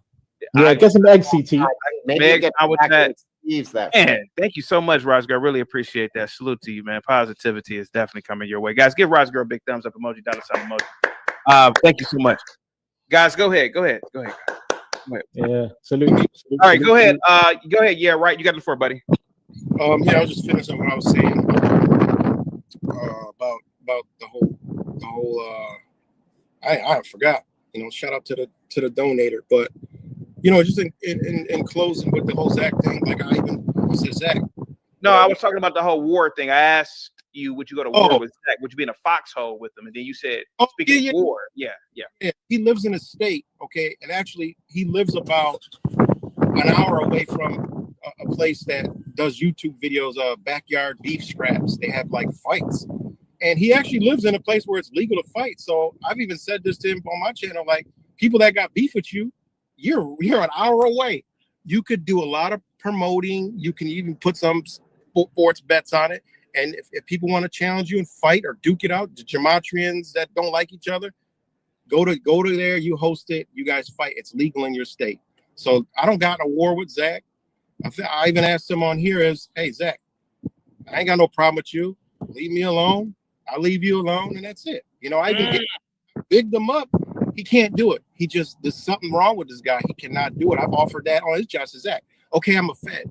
Can I leave it at that? I don't affect you. You don't affect me. I don't affect your bottom dollar. Why you keep talking? Why you keep bringing me on, putting me on your channel and talking crap and all this and everybody? And I get messages, people, you're talking about me and stuff. He never wants to squash it because he likes to gaslight people. So he'll go back. This was over 2 years. It was like 3 years ago. He'll bring it back. Remember this guy? Yeah, right. The Matrix. He did. And I'm like, minding my own business, doing my own thing. And he just keeps starting, just like he did today. So, hey, you know, it's what it is. So, you know, I extended that out to him. Look, squash the beef. That's it. You know. Thank you so much, man. Guys, I got to get right. And cuts, if you guys want to stay here, you guys are free to stay here. But I need to get back to the main topic. And AFR, I was not going to bring any conservatives up. And I saw that beautiful super chat you sent, but it was really an offensive super chat, considering the fact that I don't have those problems in my being amongst liberals in a liberal environment. I live in the lap of luxury. Liberal environments are beautiful. We already talked about the institutions, the aesthetics. Let's be honest, bro. Most rural environments are boring and bland. Let's be honest. The highlight of a conservative city or area is a goddamn abandoned strip mall and a McDonald's off the exit. Oh, okay. Oh, yeah. Right. Oh, okay. Okay, AFR. And AFR, mind you, it's just like wow. And mind you, AFR, it's good to see you again, that's not every rural conservative city. I know, but right? before we go back and forth, because I didn't want to bring any conservatives up here, but what rural city do you live in, sir? Exactly. Yeah, exactly. Just like me, you live around liberals. Go ahead. Yes, but prior to this, I did live in a rural place for quite a while. So I've lived in those places and it was a great place. I visit all the time. I have friends there. They're just like family. So don't play that game with me, CT. I'm not that nigga. Go ahead. Go ahead. One thing I'll say is that the reason why I rag on liberal cities, obviously, is because I live there. I understand things can't be perfect. And there's differences between big blue liberal cities and small blue suburbs, maybe with a college, usually college towns. Do you live by a college town, sir? When I lived in a rural area, I lived in a college. It was a college town. That's the only reason why it was things there. Had the university not been there, it would have looked like goddamn Mulberry. Come on. Well, Mulberry is not a bad place to live, by the way. But in the 50s, it probably wasn't. But go ahead. Well, I mean, there's a couple people on Fenton, but it's still doing pretty well compared to some other cities, like Flint or whatever. So anyway, here's the deal: is that yes, where you live, like the college town, like those, like the picturesque, rich liberal college town, or they have some other institution close by that's the money maker and the earner and or for the tax base or whatever. And those, I mean, it is what it is, you know what I'm saying? That's cool to live there, but they have good police forces with good services because they can afford it, and they keep the poors out by design. You know, they make sure they don't get subsidized housing like in the big blue city that's maybe 30 minutes to an hour from them. They don't do that over there for good reason. So but we're in the big blue city where I live, you have to suffer with not only, I would say, what's the thing that's gotten the lexicon, anarcho tyranny. That's pretty much what's going on in these cities like Portland and stuff like that, where literally law-abiding citizens they're passing laws to make it harder for you to defend yourself. They're taxing you more. They're enforcing the law on you. So if you speed, they're going to pull you over and charge you a whole bunch of money. But if you're an illegal alien or some thug, well, you know, you're the marginalized person that needs help and all this other stuff. And those people are taken care of, but not hardworking Americans. And also on top of that, too, as well, the rich liberals in the city, the ones that aren't useless idiots, live in the top foothills where they have good police services, or because they live with the police chief or the city council people and all that stuff. And everybody else is just, you know, their ass out on their police response times. So these are the liberal cities you're talking about now. And the rural hick parts where, and I'll even talk about some of the ones that don't earn as much money, and maybe the drug and the crime rates a little elevated compared to the city. You're not having these deadly drive-bys like, yeah, okay, some Billy Bob might touch his little fucking cousin or sister or something. They'll smoke some meth or some fent and stuff like that. But when I go to the Walmart, I'm not like looking for somebody to like grab my firearm off of me, or they're gonna do an armed robbery, or there's no like chimp outs. You know, shit happens, but it's not to the same level. So that's why it's like not even a competition. Like, yes, you do have to give up, and I'm gonna land the plane here. You have to give up certain amenities. I get that, but there's things that offset that, like the peace and tranquility you get and levels of stress that are down. And also, I would say you have more recreation as far as like there's more natural places, at least where I live. I mean, if you live in a fucking Kansas or something like that, then I can't, you know, yeah, CT has a little bit to say like, yeah, maybe a little boring, whatever. That's why maybe people need to invest in the arts and other things to do instead of just drinking or something like that. So, and art, by the way, doesn't have to be liberal. I don't know why people think when they think art, they always have to think libtard. There are conservatives have made art in comedy. They're making it now, and it's funny. It's just as good. Yeah, I see you laughing, Hafiz, but that's true. They got some good stuff out there. So yeah, I'll just say that. I'll land there. Of course, sistine I mean, look at the Sistine Chapel. You think Da Vinci was a liberal? You think Van Gogh was a liberal? These people are insane if they think these people were liberal. Speak on it, Hafiz. Speak on it. Go on. Well, no, I mean, fair enough. These guys were commissioned by the Catholic Church to do these arts, but these people were not liberal, not to the liberals we think of. You think Da Vinci would give would tolerate LGBT? Tell him. If he saw a black person, he'd be like, "Go get my coffee." Well, I mean, probably, yeah, because they're Italian as well. But they probably owned a few people of the African continent. Let's not fool ourselves. There's a lot of historians that believe Da Vinci was in fact a doof. You should look this stuff up. Oh, CT. Oh my God. No, I'm just being honest. I mean, they say that, but I don't think it's like concrete. So it's interesting, but it's nothing really. I don't think there's anything there. I mean, either way, there is no way there are about the rewriting for LGBTQ. None of it is based in any fact. It's all misdirect, like assumption based on some sort of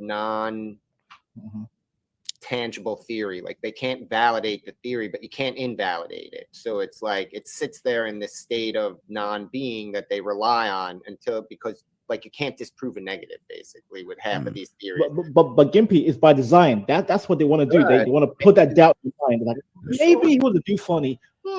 Maybe. I mean, everybody has an agenda and everybody's trying to master the propaganda war. Yeah.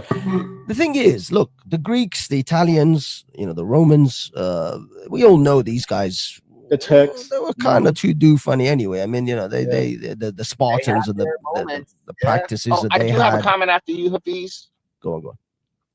Well, one thing I'll say is you have to understand too, and we're talking about the liberal city thing or whatever. Cosmopolitanism or people that dislike cosmopolitan stuff or speak out against that's been like labeled anti-Semitic, because yes, I mean, you can say there are certain people that have espoused to Jewish people equals cosmopolitan or whatever. I get that, but at the end of the day, you have to remember these types of ideologies that people, that's why they go to the rural places to get away from, is that you're like guilty, like they'll push and encroach on you. And that's one of those ways to say, oh, you're anti-cosmopolitan. That means you're anti-Semite, or you're anti-this, you're anti-that. It's like, no, I just don't want to deal with y'all. That doesn't mean I actually necessarily hate somebody, but I just wanted to put that comment out there. Anyhow, back to that point about the liberal cities. Everybody brought up New York today. In our lifetime, CT, do you know when New York was the most successful? In our lifetimes. I would assume in the 80s. Nope. When? Rudy Giuliani.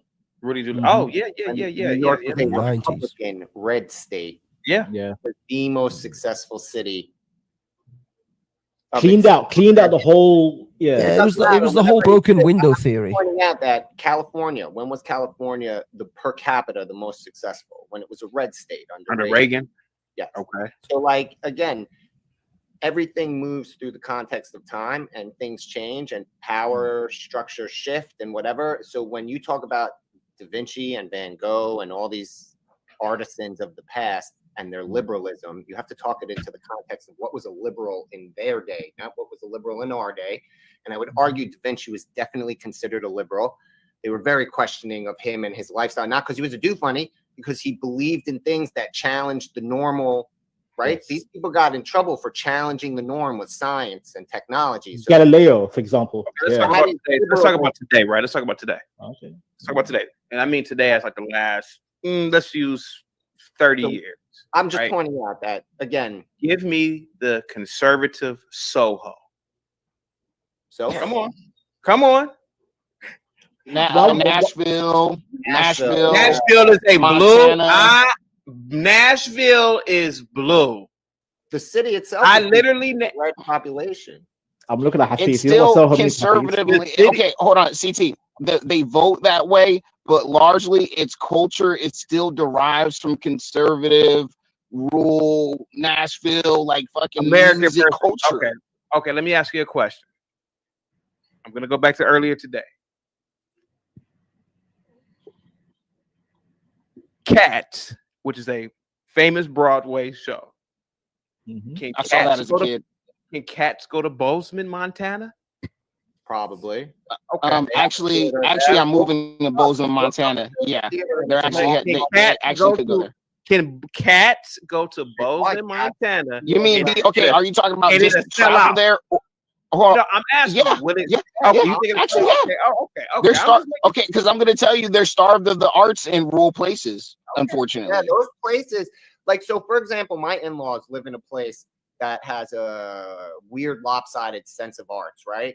But like when you go to other places that they live, the minute something shows up there, the whole city shows up because there's nothing else to do. So if you have a theater that has 2,000 seats in a population of 12,000, and you have 2 times a year something shows up for 2 nights, those will sell out. So what? Okay. So this begs the question: what exactly? Let's use just the institution of Broadway. What is Broadway? Is it liberal or conservative? That depends, CT. That depends. It depends, right? Yeah. It does on it depends on the production. About the production. I mean, also, why does it matter if we're looking at it's artistic? Liberal, I don't know that liberal and conservative actually apply in this, because you can have conservative people who are very artistic and they have very conservative values. Look at Joy Vila. She's a MAGA singer. She has more conservative values than others, but she's still a singer. It's art. Look at, okay, here's a weird example, but you wanted comedy. Matt Walsh, What is a Woman? A mockumentary making fun of trans, the trans movement. I'm just saying, like, there is humor, and they created a whole cartoon network for kids, a whole kids network. I mean, again, the Daily Wire, but they're doing it. You don't have to like it. They're just examples. Look, Gimpy. I will say this. You guys remember back in the day, especially the 90s, Christian rock. That stuff sucked ass. Oh, I mean, terrible. let's be honest. It was horrific. It was like it hasn't gone anywhere. It's still here, bro. It's still around. But no, I've listened to some like recent stuff, and they've changed it up a little bit, and they've managed to, like, and it's not as preachy and not stuff anymore. But it's saying is it's like you have to look at it from an artistic point of view. You either are going to agree with the message or you're not. But it's the art of it that you want to. Again, I think that by judging it, whether it's liberal or conservative, that's why you choose to go or engage with it. Once you're choosing to engage with it, you're past that question, and now it's about the artistic value, the storytelling, whatever. And I think we fixate too much on politics in these moments when maybe we should fixate more on art. Discussion about Can I have just one quick comment on that too? Just two quick things. Number one, there's already kind of people out there making kind of like, you can say, taking using Saul Alinsky's tactics, like rules of radicals, and they're doing like subversive art. I would say an example for that on the right is Sam Hyde, whether you like him or not. He's kind of doing that kind of subversive art and comedy type thing. But also too, you have to understand the U.S. government has been funding liberal, or people that are liberal in the government have weaponized the federal government to have PBS and have, remember Piss Christ back in the day? So that's what I'm saying. Like, if we would have never let that happen, there would have been more parity with each other. But that's how the left wing kind of helped them take over the art. AFR. Sir, who builds this? Who engineers this? Is it conservatives or liberals? Libertarian. Oh my God. He's kind of right. I mean, he's right. Engineers involved are conservative. I argue that. You mean some conservatives are all in Silicon Valley making this shit? Not only. There's not only, but they're all in cahoots. Make that face, but it's overwhelmingly liberal, sure. But you're telling me that mathematicians and scientists aren't conservative as well? I mean, I'm related to a whole bunch of mathematicians. Okay, well, are more mathematicians liberal, or are they more conservative? Right. So how will we judge that? What metric will we do? Will we just do? Can we use the Fields medal like as an indicator? Okay, these are the best, right? Right. Okay. Okay. So these are the best. Liberal or conservative? Say what? What I agree that you can pick the best from use of Field Medal Award winners. What's your metric for measuring their liberalism or their conservatism? How do you measure that? I don't know. I mean, how do you measure liberalism? Let's talk about it, right? Hold on. My stepfather was a rabbi and a scientist. He worked for the NSA, and he was an experimental physicist. That's pretty big STEM engineering, and he was 1,000,000% a hard right-wing conservative. I'm just saying, like, science breeds reason and logic. Okay. So you can't simplify science between conservative and liberal. You can't simplify it like that. It's silly. It's silly talk. Okay. Here goes an aspect of liberalism: diversity. Okay. Right? Would you agree with that? Would you agree that diversity is a metric, Gimpy? I mean, that's sure. Okay. Well, who tends to be more diverse? You want me to define liberalism, right? I wouldn't say diversity of liberalism is like they're diverse in skin color, but not thought. Hold on, they're not diverse in the ways that matter. They're diverse in skin color, but that's pretty much it. Skin color doesn't matter. No, it matters, but you need to be more. Diversity is more than just skin color, though. It's diversity of having liberals and conservatives is the diversity. Exactly. What are we saying is diverse, CT? I think I lost it. So let's be honest here. Which side of the aisle is more willing to accept someone's spiritual beliefs? Is it the liberals? Conservatives. Christians. They are Christians. Yeah, right. Christians. AFR. Yes. No, he's right. He's right. CT, he's right. He's right. Yes. I'm sorry, he's right. Because Christians. I'm listening. AFR, go ahead, buddy. I'm listening to you.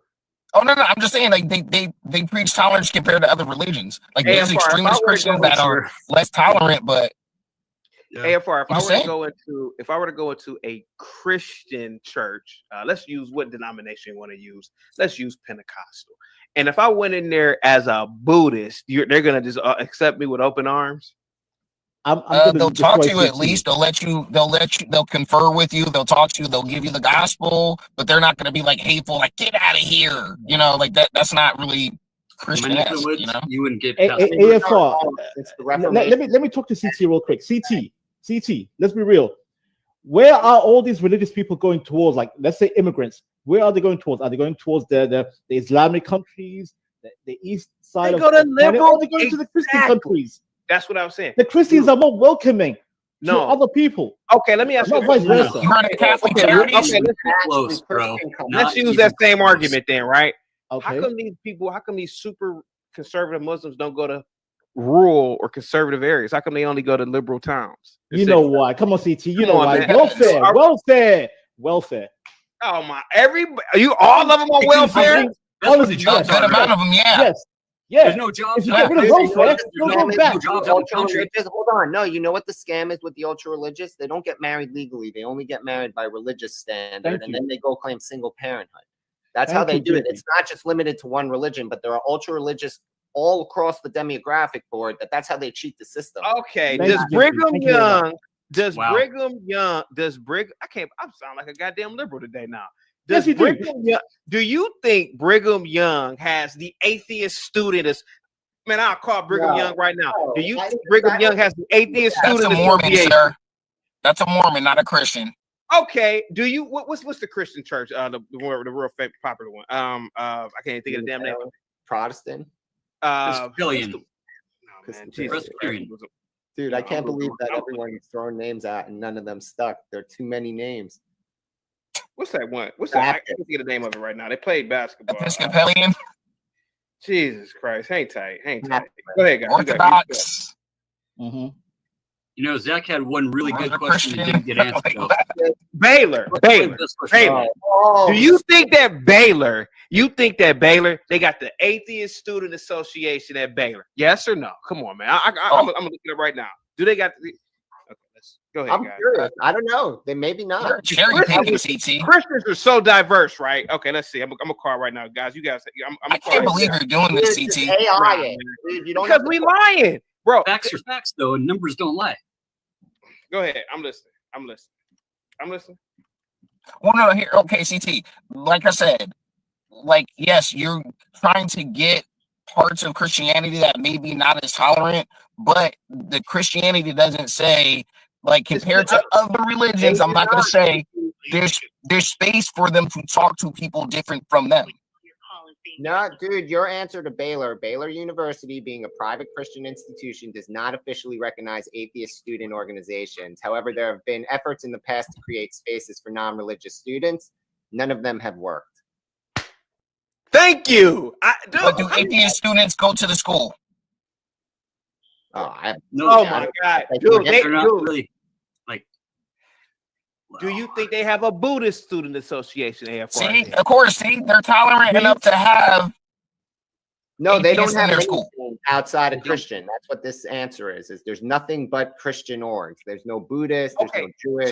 Yeah, it's Christian dominated. That doesn't mean it's not. That's a micro level. Hey, thanks for having us, CT. I'm gonna hop out because I'm a little busy. Thank you so much, guys. Appreciate you guys. Yeah, it's just like Gonzaga up here in Spokane. I'm listening to you guys, man. Same I'm thing. listening to you guys. It's a private school. They don't have to accept anybody that they don't want to. Look, to be fair, Christian nations, real Christian nations, Hungary, Poland, don't let people in. In fact, they have their military on the border with Belarus and Poland to keep Belarus from funneling in Middle Eastern and African illegals. They're more orthodox. They're certain invisible war on the border.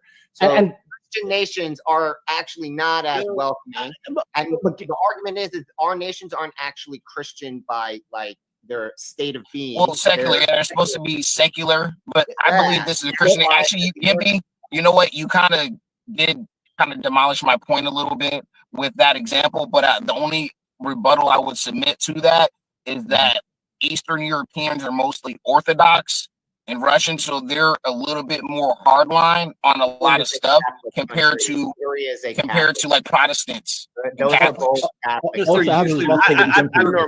I normally don't do this, man. Let me show you something real quick about these about tolerant conservatives. Some of the Muslims in this room. How do you feel about it, sir? Are you a Muslim? No. There's no Muslims. There's no Muslims here. Oh, there are no Muslims here at all. This town's lucky to have black people in it. Yeah, of course you're lucky to have black people. They add a lot to the society. Don't be ashamed. He's saying there's black people in Kingman that aren't welcome there either, but we tolerate them. Okay, so that was. Let me finish. Let me finish. That was a prank in some rural conservative town. They were pranking them, saying that, hey, we're going to open up a mosque. You should see the entire video of how these welcoming conservatives were.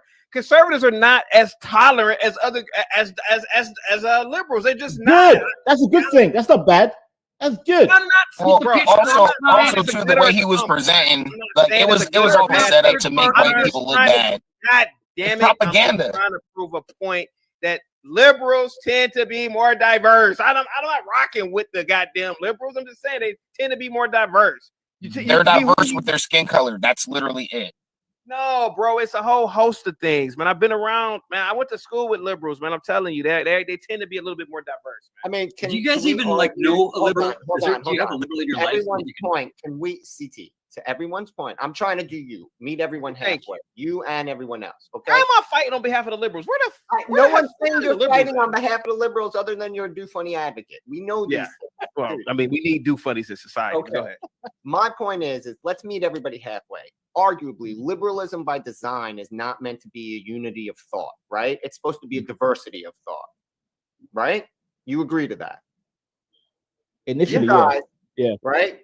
You guys are saying that it's a unity of thought now, but that's new. That isn't what liberalism always was, right? That's a relatively new trend that they all walk in lockstep over the last decade. It didn't start that way. It actually was very diverse. When Obama got elected, he had the most diverse group that elected a Democrat ever. And not just in arguing competing positions. I mean, socialists work with the mainstream. It was the first time all the wings of the Democrats came together. Rich, the poor. And can you not say that kind of happened with Trump, though? Yes, but that's what I'm saying. Trump is changing the dynamic again, but now it's on the right-wing side where there wasn't a diversity. Now it's moving here because over there, they're forcing a unity of thought. But again, since he's not necessarily wrong with what he's saying, like liberalism by its design is meant to be more ideas welcomed into the space so that you have a diversity of thought to get a diversity of solutions. I'm not saying it works. I'm just saying that was the concept. I understand that. Argue, but the argument you guys are making is it clearly failed because now they all walk in lockstep, and if you break the pace, you get it canceled or whatever they're doing today for it. Well, you got to lick the boots of dear leader. Pretty much. I mean, but that's on which both dear leader are you talking about? Any of them, all of them. Oh, gotcha. Yeah, I mean, you need a leader. Are we gonna have mob rule? You need a leader. Who's the leader? Who's the right leader for the mob?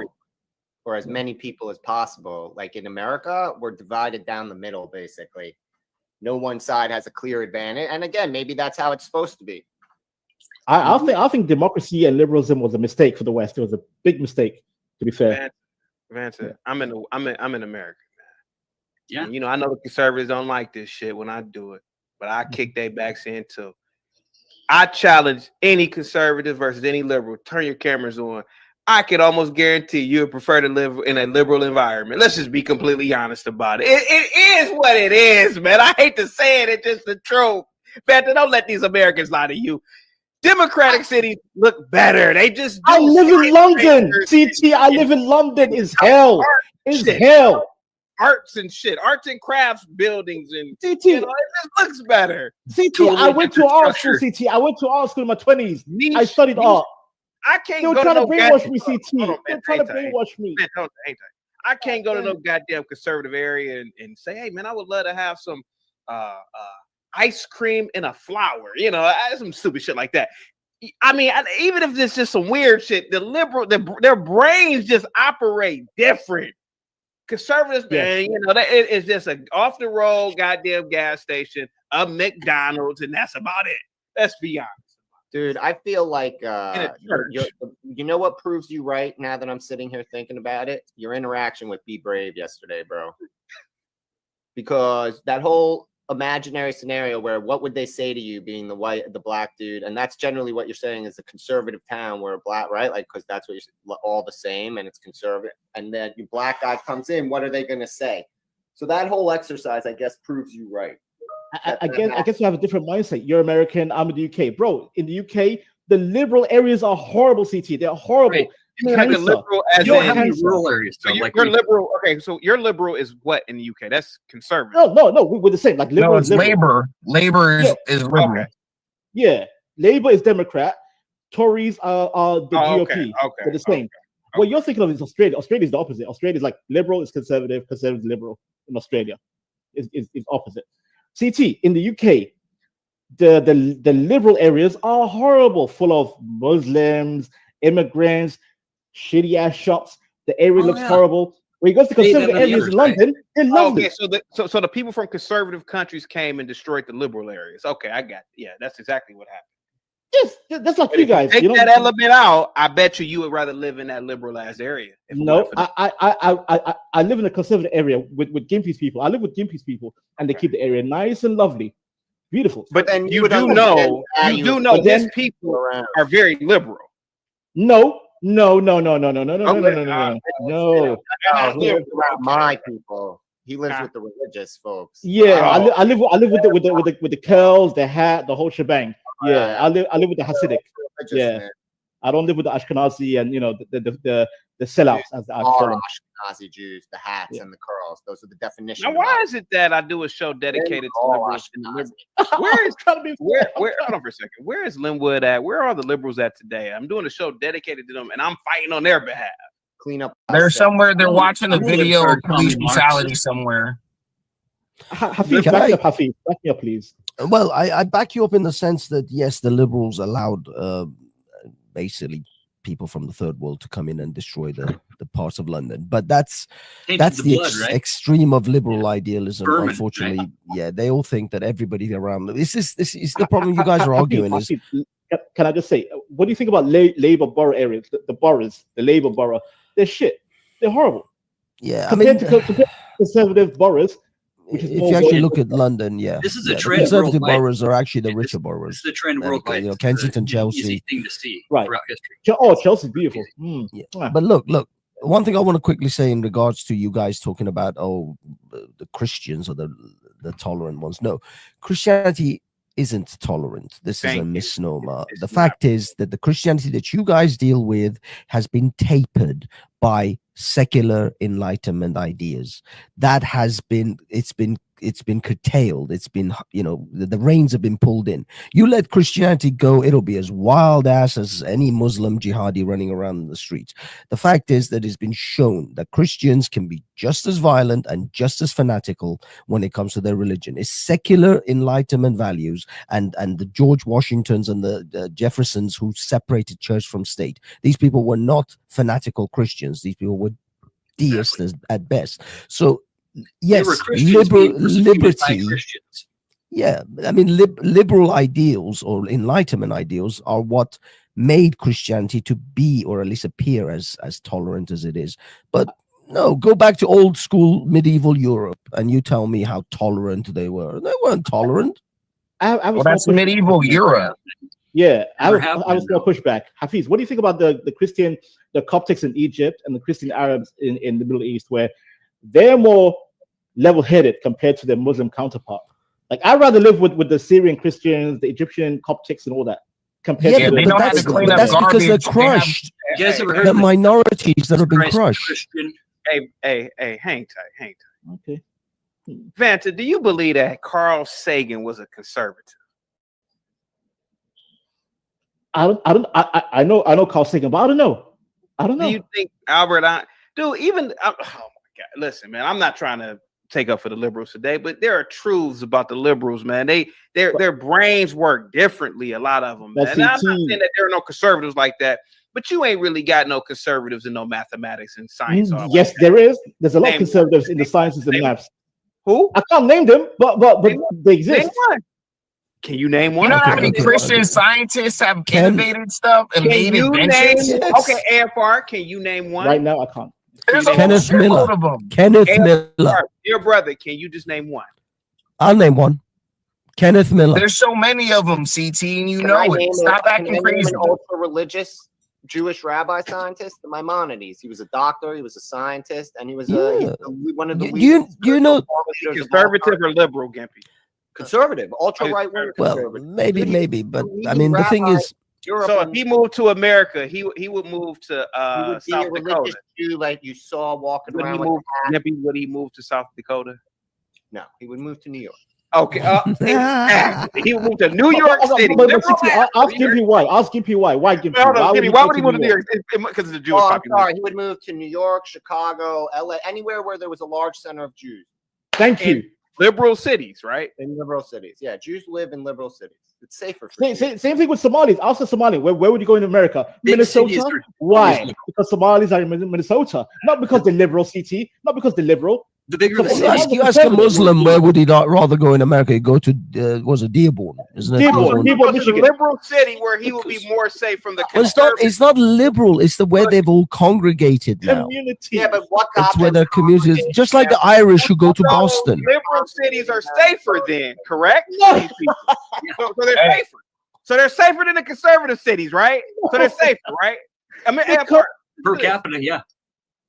Oh, okay. So liberals are safer to be around. Okay, that kind of proves my point. Liberals also more programs. AFR, remember that nigga that used to come on here? AFR, remember that nigga that used to come on here and say checkmate every 2 minutes? Yeah, I remember him. Lord Jesus. Hey, can I speak about the Jewish scientist thing? Okay, I'm just willing to bet that 70+% of the Jewish scientists in the Israeli military industrial complex are very right-wing religious guys. They're not bleeding heart liberals and stuff, and they innovate and they are scientists. So, statement. If we're being honest, AFR, like if you want to be honest. Well, I mean, no, you just know who Isaac Newton is or was? Isaac Newton. Yeah, he's one of the greatest scientists in human history. history. He wrote extensively on theology. He was a huge Bible thumper. Yeah. Yes. Yeah. Yeah. Yeah. Oh, but also Isaac Newton believed in alchemy. Let's be honest. He wasn't correct. He wasn't firing. He wasn't hitting targets every time. That's because he was pushing the limits. That he was an innovator. Hafiz, to be fair, a lot of these like scientists and even like guys sound like FBAs now. They were deists. They were deists. They believe in God. Hafiz, can you explain deism?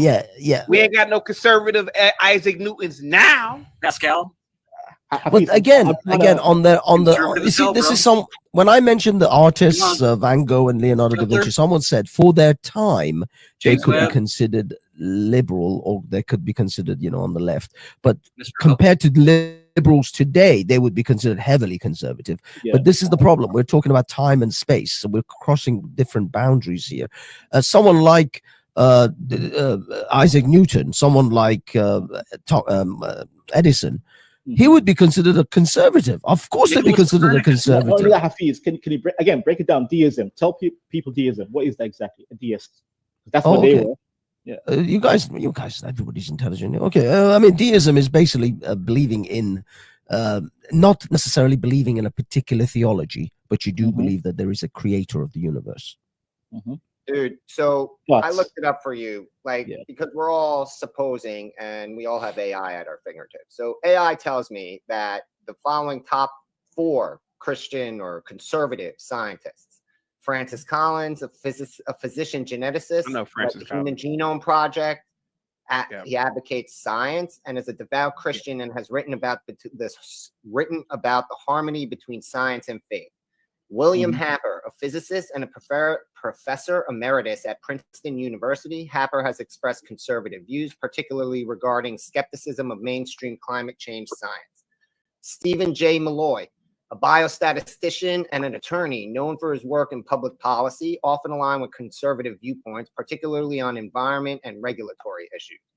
Michael Behe, a biochemist who is prominent proponent of intelligent design. So he's proponent of God made the world, what is often associated with socially conservative ideas. Okay, Gimpy, I know Francis Collins. Do me a favor. Who appointed Francis Collins to the top the human genome? The top science board in the country? Please do that for me. Who appointed him to? Oh, well, by the way, also do me a favor. Which university did he graduate from and currently work at? Just do me a big favor like that, because I would love to see if he works at a Christian or a conservative university. Or does he work at a very liberal? That's for UCT. Look. That's fine. That's fine. CT, you can go there. You can go there with Francis Collins, but I've got a list of scientist monks. These people were monks in monasteries. Here's one: Roger Bacon, 13th century, a Franciscan friar, known for his contribution to optics, mechanics, and geography, and for emphasizing the importance of scientific experimentation. These are monks. You can't question their Christianity. You can't say they were deists. They were this. These people were friars. They took the oath to be a monk. Francis Collins. How come she doesn't work at a Christian college? She doesn't work at any university, but she used to work at Michigan University. She works at the NIH. I'm talking about Francis Collins. Francis Collins. I'm reading it. Francis Collins is a dude. Yes. He works at the NIH, and he used to teach at Michigan University as a genetics researcher. Is Michigan University a liberal campus or a conservative campus? Yeah, exceptionally liberal campus. Okay. It's interesting. Okay. By the way, I'm an atheist here, so I don't even know why I'm actually defending Christians as being scientists. You're still. I'm a Christian right now. Or conservative college. That's all I'm saying. Maybe my argument isn't going through. I don't know. Go ahead. But like, well, why are you disregarding the Christian? I'm not disregarding Christianity. You can be a liberal and be a Christian. What I'm saying is that we have this romanticism with being conservatives, and we're not really about that life, man. Even listen, if Francis Collins was really a conservative, why doesn't he just teach at a conservative university? Okay, Can I see this? I'm not going to speak on that point. Hold on, give me a second. I'm not going to speak on that particular point. Better university. That's why. Hold on, I'm not going to speak on that particular point. One thing I'm going to say is CT does this thing where he does kind of both sides, and he tries to be liberal every few weeks or months on a few points. He'll go from race to Christianity, and he'll be the liberal dude that day. So he does this. So don't be confused, y'all. But carry on. Well, no, so, it's called kayfabe. It's wrestling. It's kayfabe. I know he's Vince McMahon. I know what he's doing. Discussion, and no liberals are calling in, so he's doing his weird, best. Man. He is. He's trying to steel man the liberal. I believe in some of the things right there. It says libtard, call me Marxist snowflake. Oh, there you go. Uncle Fatty is clearly a liberal.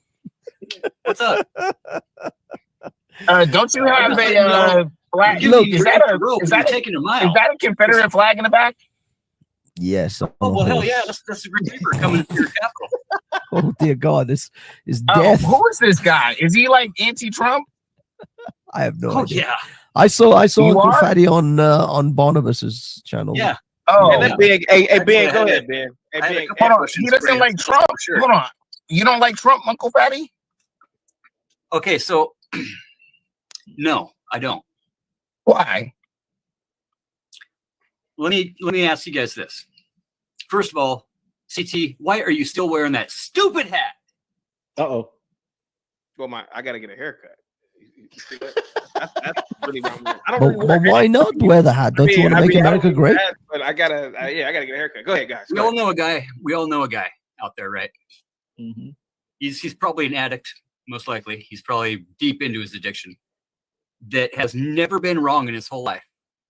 Right? Everything he's ever done, he's been able to justify, right?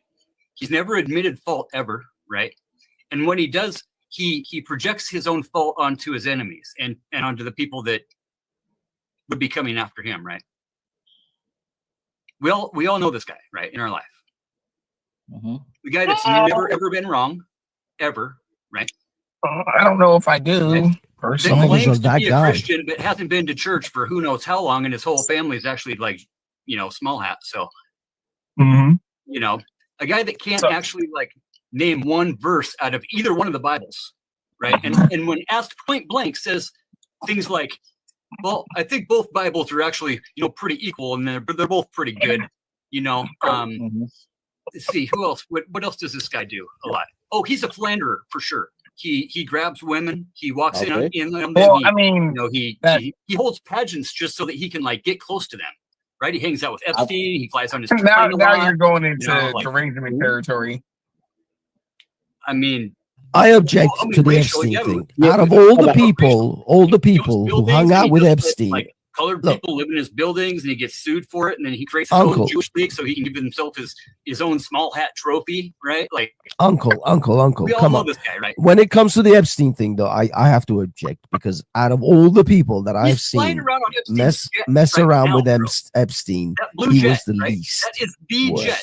That's the first time he ever got with his wife. And he was the first to say, "I'm not part of the Epstein behavior." He rejected said a lot Epstein. of things, dude. He wouldn't allow Epstein in Mar-a-Lago. He kicked out Epstein out of Mar-a-Lago. He also said he didn't know anything about Project 2025, but like, what, 30? Now you're going to Project 2025. Okay, but the thing about it is, how many times did Bill Clinton go on Lolita Express, sir? What about?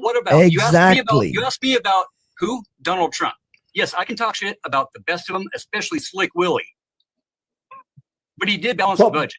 But he's a well-known degenerate, like hardcore. He did bail out Bush 1, right? He did get us financially stable enough to go back into Saudi Arabia and back into the desert again, So like, Orange Hitler is trying to cut the budget. Imagine this: the guy lied about, right? I did not have sexual relations with that woman, right? Okay. That was a lie. That's why he got impeached. Okay, I didn't realize Clinton sounded like a drunken Texan. Of nuclear secrets sitting in his freaking bathroom. Oh Lord Jesus! What? Really? Well, okay. Can I say this? Is like, okay, the orange. Hold on. Okay, hold on, Uncle Fatty.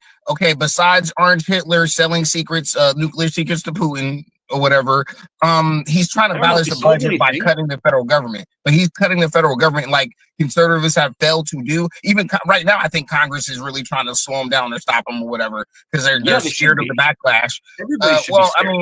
Well, listen, when somebody says I'm taking illegal immigrants off of the Medicaid and Medicare rolls, that I'm gonna vote for that. So I'm sorry.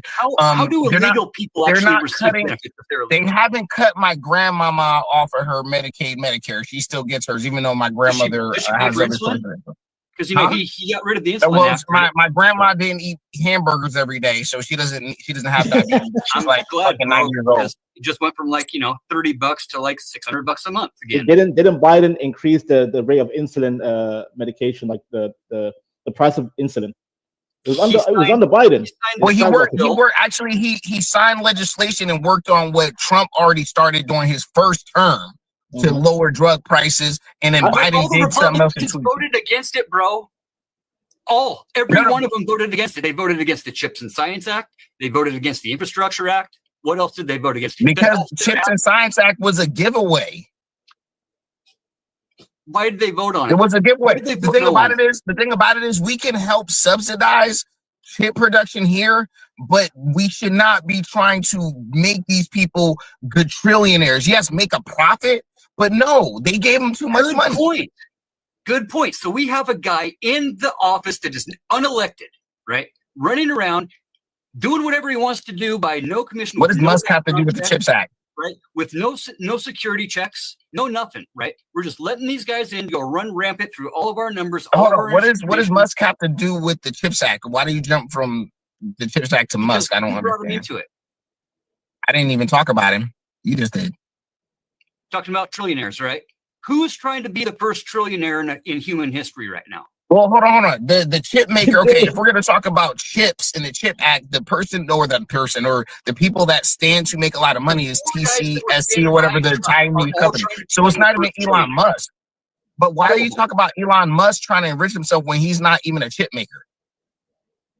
He's trying to become the first trillionaire, just like the four guys. There are trillionaires. Well, somebody, it's going to happen to somebody. All of America. Okay, but it's going to happen to somebody. Why are you? I don't understand. Trillionaires exist. They exist, but they don't show it.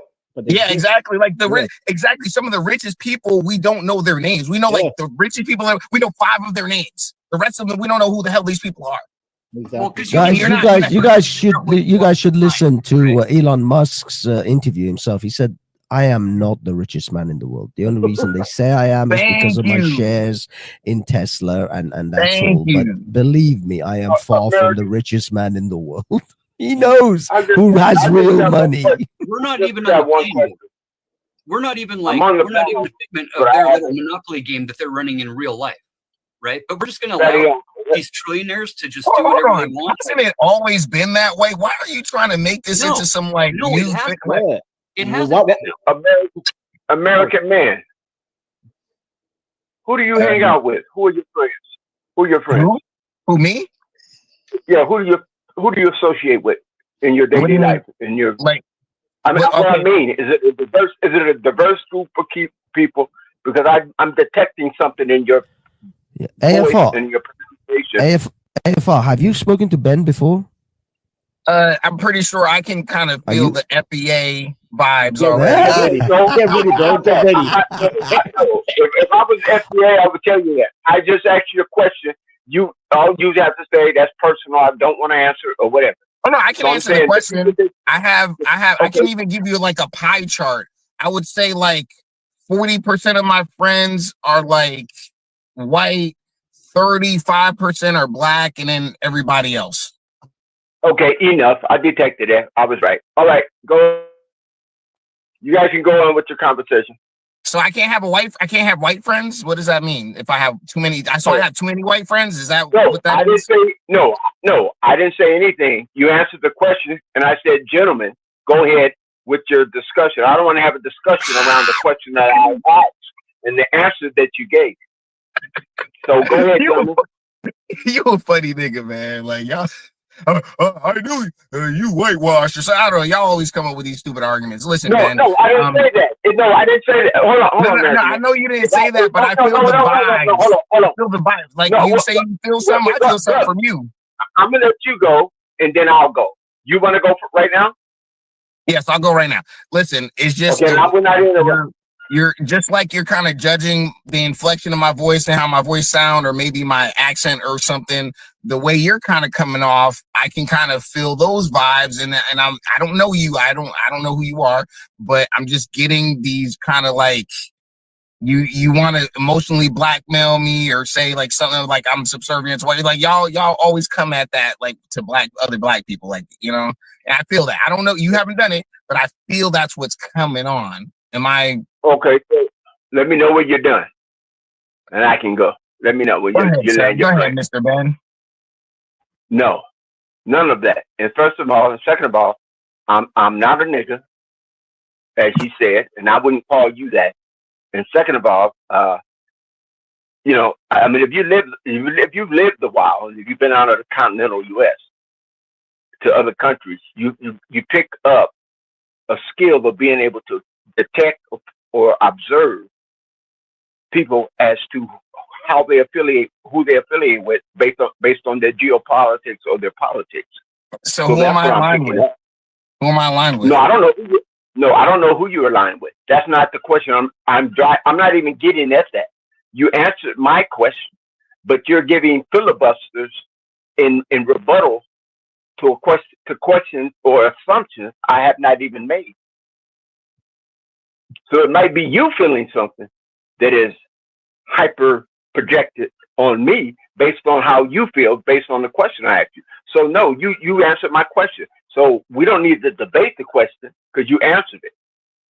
Well, you have a reputation, so no, you don't know me. Well, no, what's your reputation? Well, okay, if I ask 3 people on these panels, what would they say? I'm not a Democrat. I'm not a Democrat. Well, then you can ask me that. I'm on the mic. You don't have to ask 3 other people. Okay. Do you have a victimhood mindset? Okay, how much do you talk about white people and what they've done to black people in America? No, I talk to them around black people on a daily basis. About on like, a daily basis. like slavery and stuff like that? Like slavery or like, you know, sundown towns and stuff? First of all, I don't believe there's such evidence of a white race anthropologically. If speaking, genetically speaking, I don't believe that. Now, if you believe that, you have a right to believe that.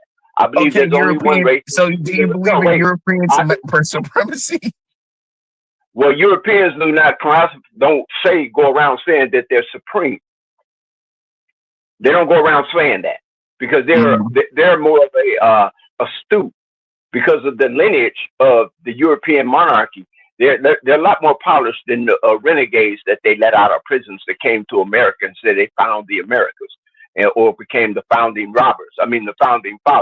So hold on. I know you didn't just call the founding fathers the founding robbers. You didn't just do that. Listen, you can see me on the monitor, right? Yeah, Did you hear what I just said? Hold on. I just want to be clear. Hold on. I just want to be clear. You just called the founding fathers of the United States of America founding robbers. Yes, I did. Yes, I did. What did they steal? What they didn't find and what was not theirs.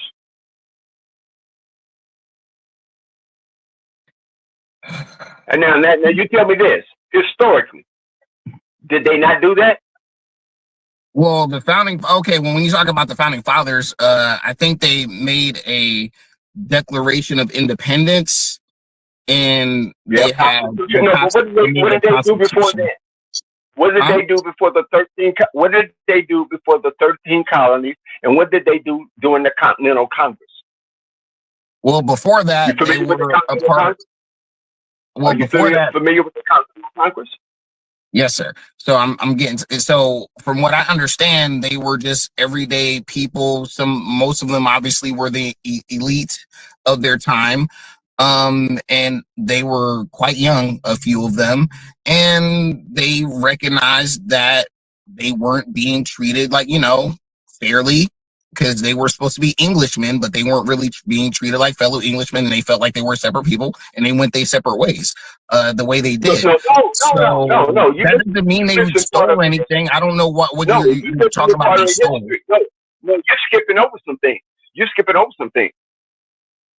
What did they steal? I don't really understand. Okay, let's say, if I use your narrative, that they fled the monarchy. They what? They came to America because they were not being treated fair, right? As you said, right? Well, a lot of those people were born in America. They weren't from like England. Like they obviously were born in America. They were there for generations, so they kind of were separate. They were. Okay, were they immigrants? Were they immigrants or migrants? At that time, no. So what were they? Did they just come ashore and say, "Oh, we got to wait for England"? There were people. They were literally there for like a couple hundred years. Like Americans. Okay, give me the date. Like they were there. America did not exist then. The term was colony and colonizer. So the term America did not even exist. Colonizers. They were acting like colonizers. Okay, I can see you're not having a serious discussion. No. Hold on. No. I'm getting ready to mute my mic. And you can talk to the panel. Because you guys are actually veering off. Hold on. You guys are actually veering off. Wait, no. You hold on. You guys are actually veering off the topic. And I want to stay on the topic that the moderator set forth. We're talking about conservatism versus liberalism and so forth. And what are the things that are negative as it relates to conservatism and the things that are negative and or positive relating to liberalism? That's the topic. Okay, I have a question. Go ahead. Only one question. Well, okay. So you don't think maybe two questions in one. Do you believe in FBA, like foundational Black Americans? No. No, I'm not a foundational Black American. I'm not ADOS. I'm not a liberal. Okay, hold on. Well, ADOS and FBA doesn't have to mean liberal. But the question I have is, do you think the African slaves that were in America, obviously were foundational to America's, beginnings. Like they came over. You can't, your ancestors came on slave ships. Like, or do you think you were already here first? No, we'll discuss that at another time. I don't want to be off the topic. Get the whole. Okay, so you're not Native American, right? I just want to check. No. Again, I told you only one question. Stop pushing the ball forward, moving the goalposts. Well, I'm gonna stick to the moderator's topic. No, this is good. This is good. Yeah, I'm just trying to get an understanding. Hey Ben, I'm just trying to get a good understanding of you, sir. No, you don't need an understanding of me because you don't know me. I don't know you. That's why I want to understand you so I can get to know you, sir. Oh no. I said one question. We're gonna go back to the moderator's platform and the topic. Go ahead. No, we have our topic. You're good, Ben. Go ahead. So Ben, so what I'm asking Ben is that, listen, I know you say you're not a liberal. Well, I don't know what here. Let me ask you a question. Mm-hmm.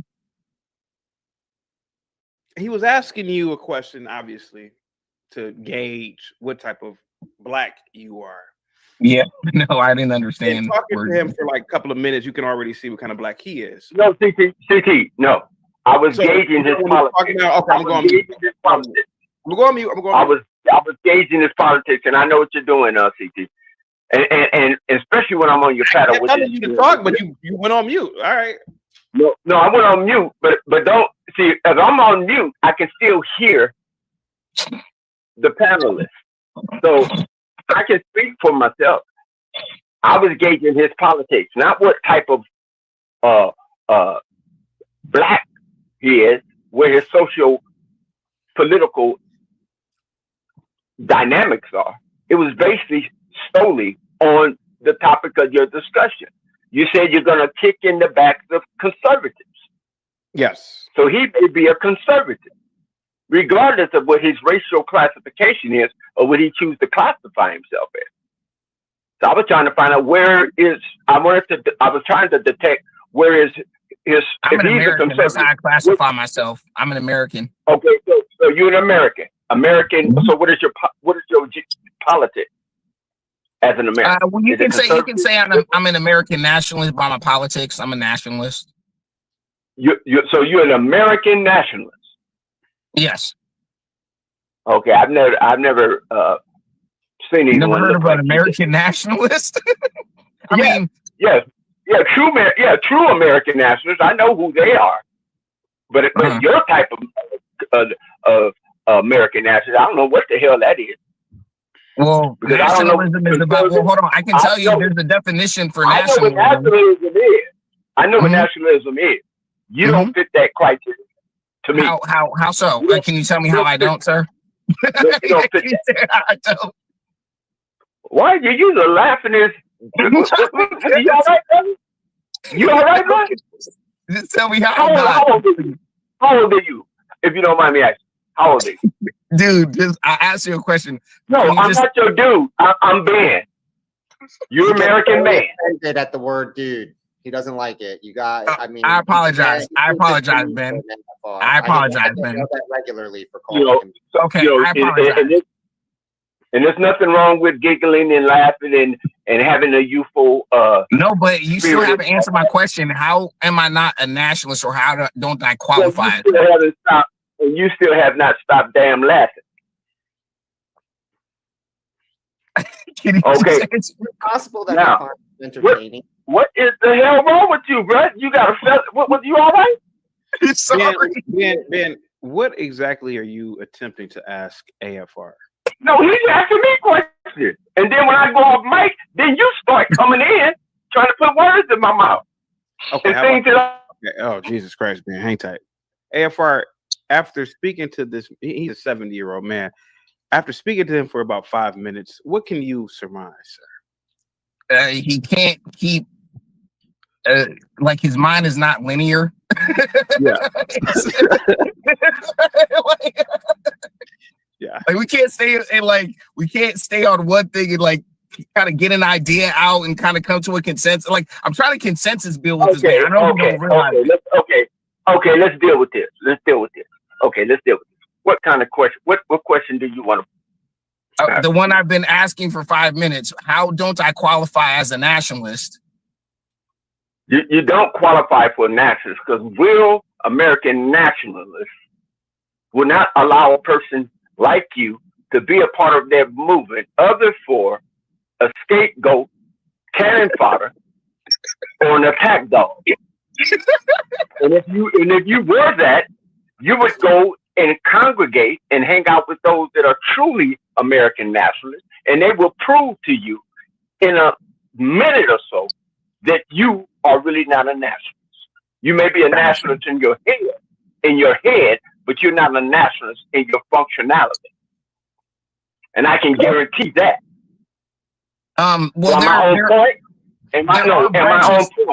Well, Ben, there are branches of nationalism. I will give you that. Granted, most quote unquote nationalists kind of identify as civic nationalists, so they don't put a premium on somebody's background or race. They put a premium on what they are, what their actions and what they espouse to, which is like the American way of life.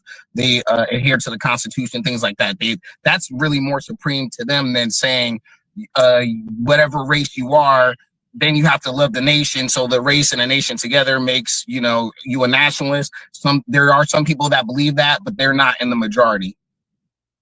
Okay, let me ask you this question. What does the Constitution say about the citizenry if they have a government that is a tyrannical government and that is not working in the interest of the citizenry? What does that have to do with nationalism? Those are nationalist values. That's the reason why nationalists always quote. Try to quote the Constitution. Quote the First Amendment, the Second Amendment, the Third Amendment, the Fourth Amendment, 15th Amendment. Why are you so giggly? Why don't you put your hand over your mouth the way women do when they laugh? Because you're. It seems like you're angry that people like the First and the Second Amendment or something. I'm trying to understand. No, I didn't say that. No, I didn't say that. I'm trying to figure out. We're having a discussion. Why are you so goddamn giggly as a man? Because you're kind of like not making a lot of sense. You're not making a lot of sense. Okay, what did I say that didn't make sense? Okay, what did I say that didn't make sense?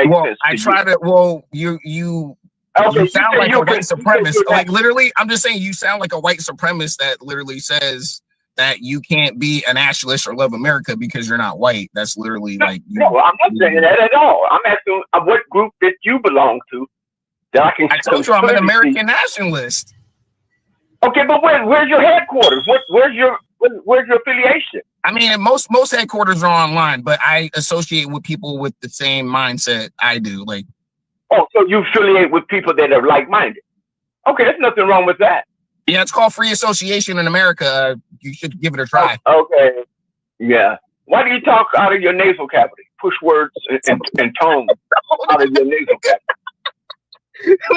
Why are you so upset at me? Like it's like this nigga been wanting to punch me in my face like the first wait a minute. Wait a minute. You're an American man. I would never call you a nigga, and don't call me one. Okay, I apologize. That's just a part of the lexicon in Black America. But again, if I may, AFR, does Ben remind you of a dinosaur? Pretty dated. I can't even see the Negro. Listen, I know you're being funny. I just asked you to not call me a nigga or a Negro. I said okay, sorry. You're trying to pop off American. You're trying to pop off American, man. A descendant of African slave. I don't know, like what the. Yeah, I can tell that you're silly. You're a grown man, but you're silly. You're a silly man. And you're a young man. You bring the silliness out of me because you're kind of funny. I ain't gonna lie. It's either in you or it's in you. Either silliness is in you or it's been put in you. What is that? And Ben, if I may, what would you like AFR to refer to you as? Ben. Okay. I refer to him AFR or American man. That's it. Ben, are you a descendant of African slaves? No, the lineage of people that they classify as African go back predating the transatlantic slave trade. So you were already in North America, like your ancestors were already here before the African slaves came over. That's what you're saying? No, stop with the sounds, CT, with the buttons. You know, you took a vacation, you started back, you got your channel taken, and now you're back on. You had to re-register. Before you answer that question about being a Native American, what's so wrong with those sounds, sir? I mean, aren't those our cousins? No. Those are our cousins. Why you never have short sleeves on? Why you always have a blazer on? CT, question I'm asking you now. Ben, when you were in the military, did you question your white officers that were over you? No, sir?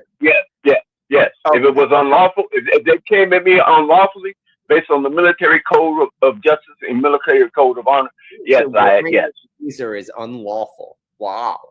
Okay. Wow. Dude, I can't Jeffy, I think Jeffy, you and I should get along. Don't have me to go there, Jeffy. Let's not do that. You just compared.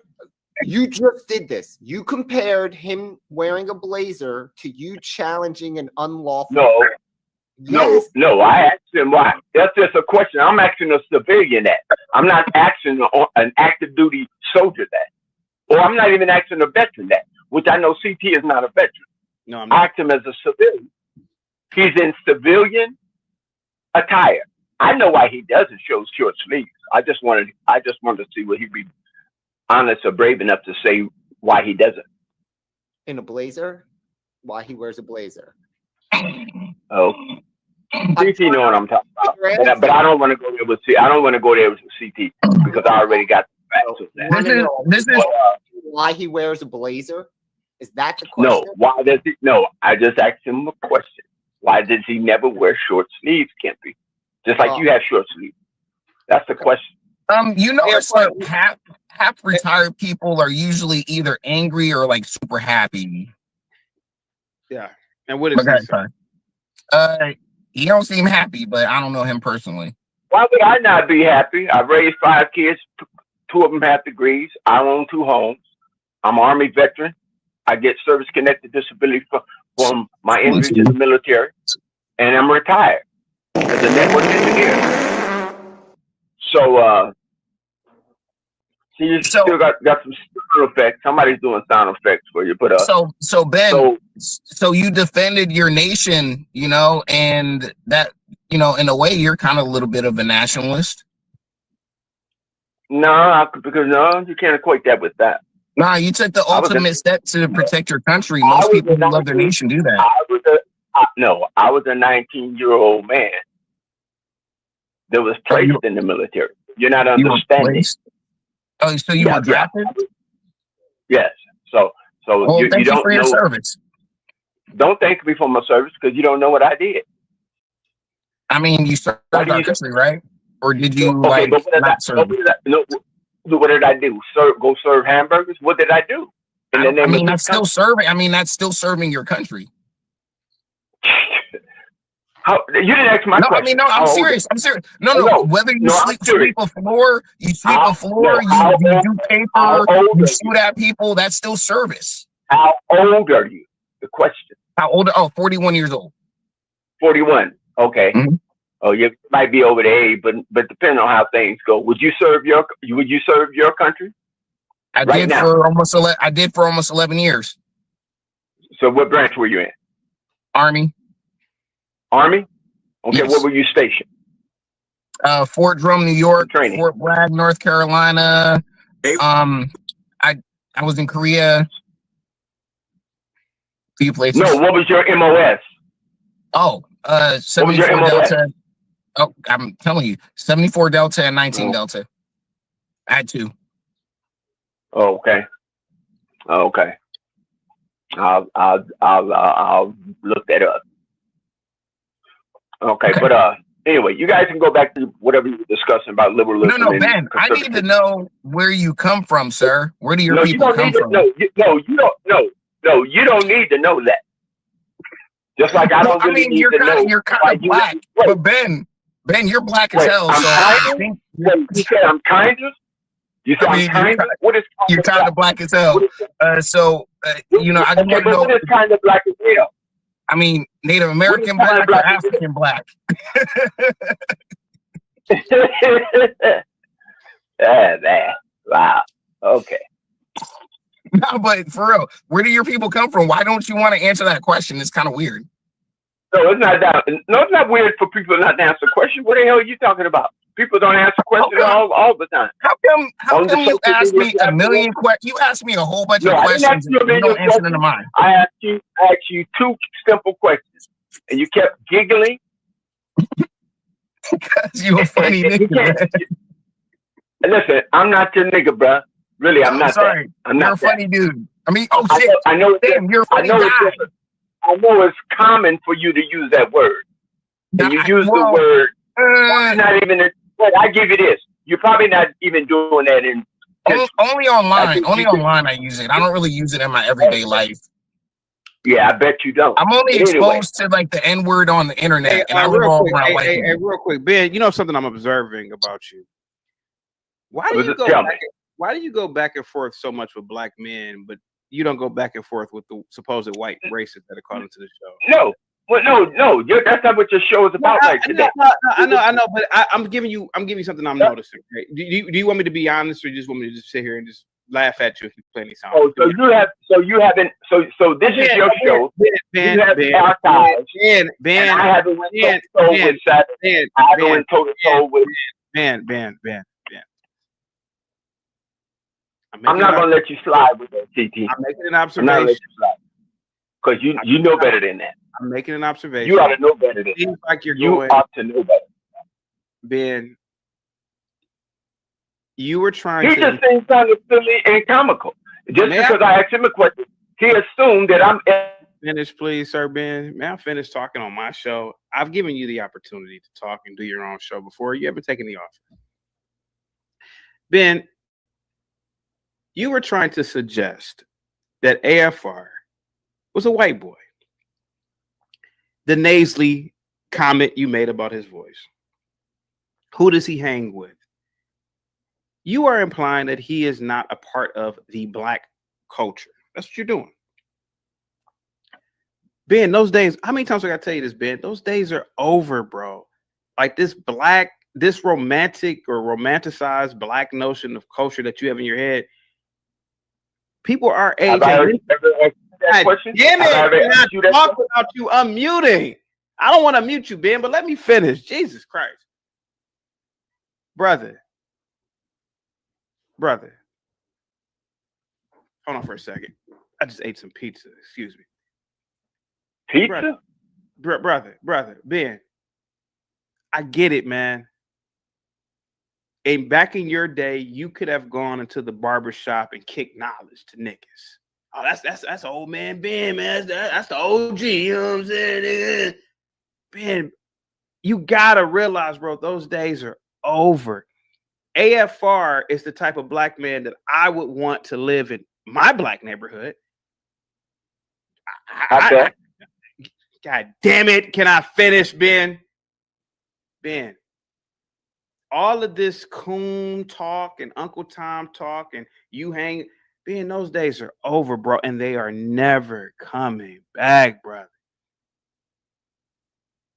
AFR, he hasn't said anything to you yet, but bro, he's from a generation where we've seen things that y'all generation ain't seen. Ben, you can't kick knowledge to a dude, man, if you ain't got no institution that this man could thrive off of. It ain't working no more, man. A lot of blacks, man, and especially younger blacks, they ain't into all that shit, man, that you talking about. I'm just gonna be honest with you, man. I feel bad because not because I feel bad fucking you, of course not, but I feel bad because a lot of y'all, man, these old people, man, 60 and old, well, maybe not 60. Y'all, you guys are dinosaurs, bro. Like, you guys understand, man. That shit don't work on the black community no more, man. All that I'm your old head and that shit don't work, bro. We've seen the globe now. We've seen it, and we've seen. What are we discussing? God damn it! Can I fucking talk without you? Shut the fuck up! There you go. There you go. Thank you. You back. Yeah, listen. Okay. You were trying to do what a lot of niggas do. You were trying to punk AFR because you don't know him. But you didn't know he's been on your panel before. No. You didn't know he was in the military. He just sat there and let you talk. Ben, the jig is up, brother. It's over. What jig is up?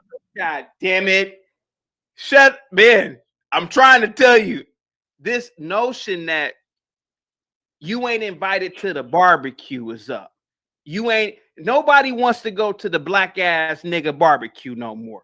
Those days are over. It's about power and influence. I could see if you were talking to AFR and you say, hey, brother, I'm 70 years old and I built a company and I got 10,000 employees. I want to hire you. Hey, man, AFR, hey, I'm pretty sure he'll shut up and listen to you.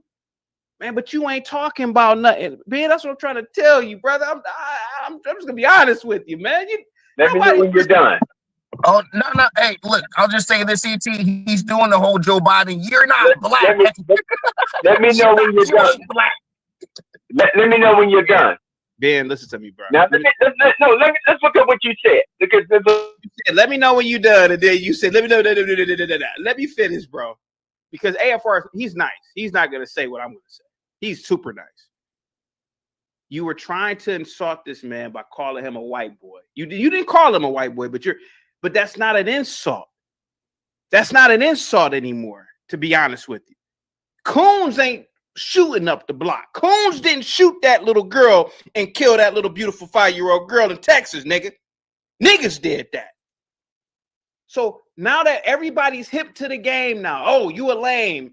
Yeah, I would rather be a lame than be one of you niggas, you non-achieving niggas ain't controlling shit, niggas. Man, all that shit is over with, being that you talking about. I'm just gonna be honest with you. I'm saying this, nigga, because I got still love for you, nigga. You're like a dinosaur amongst blacks, man. That shit may have worked 30 years ago, being 70 around some young niggas. Man, that shit don't work no more, man. To be honest with you, bro, I'm just gonna be honest with you. It don't work with a lot of blacks no more, man. I'm just gonna be honest with you. And I know it's a tough, man. It's tough hearing that. But you did try to low-key play AFR, bro. And I peeped that. And I peeped that because you could have done that in the 90s. Could have been in the barbershops. Niggas know you been. And you know that you could say something like that because that nigga, he ain't about to pop fly with you around other niggas. They'll check him, right? But ain't nobody on that no more, bro. And I'm being honest with you. That's why I said it seemed like you giving him a lot more smoke than you do some of these whites that call in here. And I'm done. I'm done for right now. Go ahead, sir. Go ahead, sir. Okay. Now, let me ask you this question. You said that your generation or his generation has. Hey, Ben, I got to bring you back in 2 minutes. I didn't even know that super chat was here. Hold on for a second. Say, get CT. Oh, get CT up out of here. Uh-oh. All right, I'll be. Okay. Now, CT says, I guess your generation, his generation, my generation hasn't seen things that you've seen. I can make the same argument. Your generation hasn't fought for or seen the things that my generations have seen. Mm-hmm. There's a saying within the realms of academics and history that those that fail to understand history is doomed to repeat it. Okay, so you got the cell phones, you got crystal, got touchscreen, and you got Bluetooth and wireless and all that. Okay, I understand that. But that is not the nexus of achievement. When it's being distributed and consumed by masses of people, numbers of people, and people, put your hand down, and people that have contributed to that. So what's different? What's different? Well, can we have a dialogue? No, I'm not asking you a question. No. You're going to not interrupt me the way you didn't interrupt CT and the way I didn't interrupt you. Okay, so you may have all that. I wasn't making assumptions that you're anything. I'm thinking about your politics. But at the same time, though, I can see your face. So there's no way I would assume or suggest that you're white. Now, your politics might be conservative, leaning.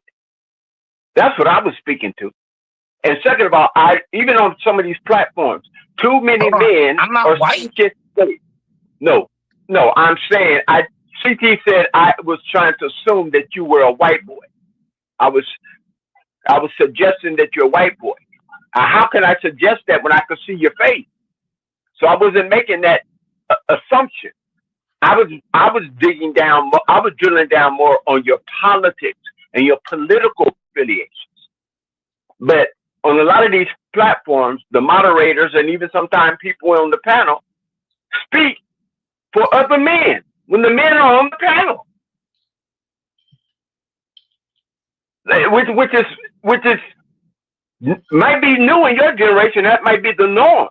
But and when I was coming up, a man went and talked to a man and dealt with a man. And if you need to deal with any business, you dealt with it face to face.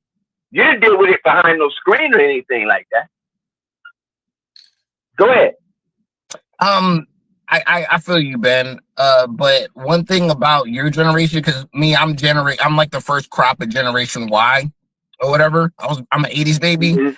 And so the people from your generation, and I would say Gen X and the boomers, didn't really set up anything for my generation, and my generation continues to this day the kind of same cycle, more or less, what's going on. So like the people that are like these boomers and stuff, like black boomers, they got all the power, especially black boomer women. They hold all the power in the black community. They didn't set anything up for us or anything for me to even. Where do those groups you just mentioned, where do they reside? What do you mean? What? Where are they located? Where are they located? You named three. You said women and black boomers. Well, they live in black city. I mean, black, populated areas. I don't really Hang tight, Ben. I was suspended for 8 days, AFR. I don't know who suspended me, or maybe it was just something with YouTube. I don't have a problem against Ben. When I turn this YouTube shit off, I don't even think about, I'm not gonna lie, I don't really think about the channel, to be honest with you. AFR, you're too nice with this guy. And that's one of the problems with our generation. We still hold on to this niceness. This nigga will sit up here and talk about racism, white supremacy. We could be talking about the goddamn Andromeda galaxy, and this nigga will talk about slavery. This nigga will talk about Jim Crow. Hey man, white man, he's working on a way to fold time and space. Here come this nigga.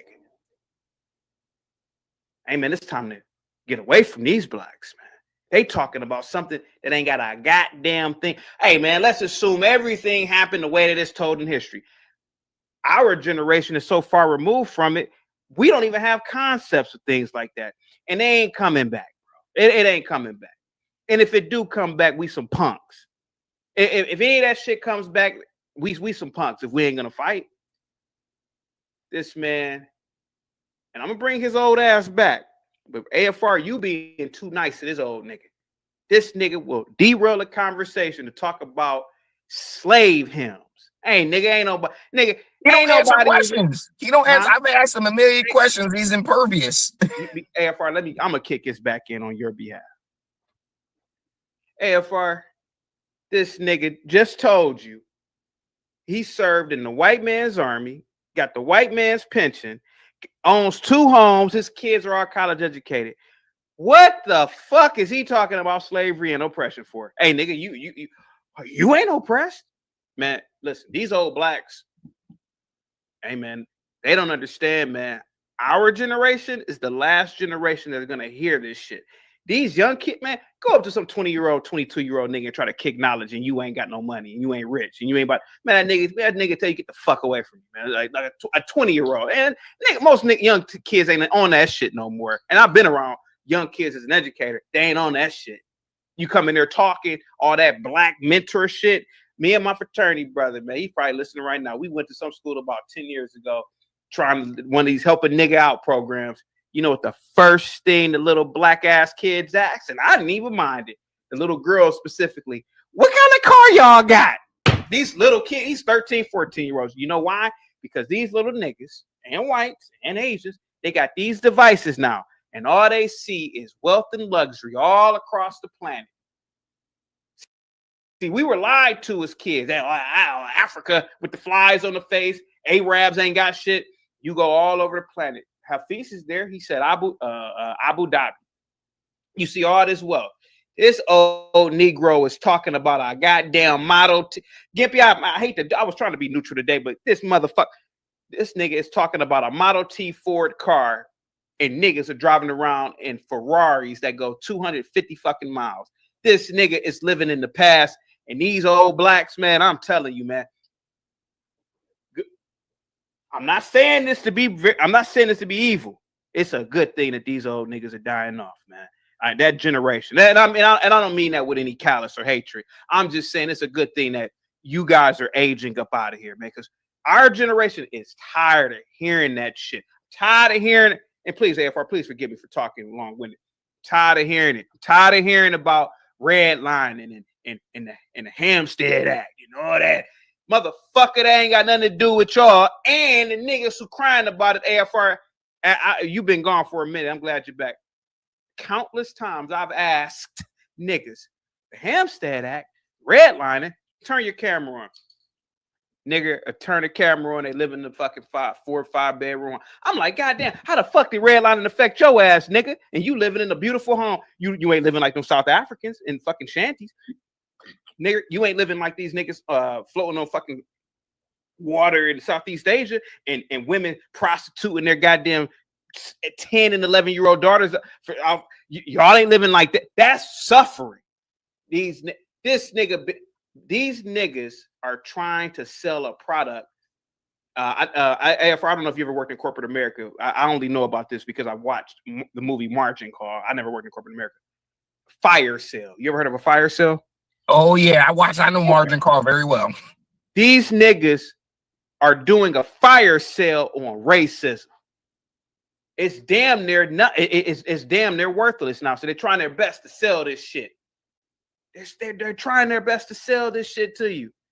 It ain't working no more, Ben. And I'm saying this out of love, nigga. Because if I didn't care, man, I wouldn't say a goddamn thing, man. That's when you know, damn, CT really don't care no more.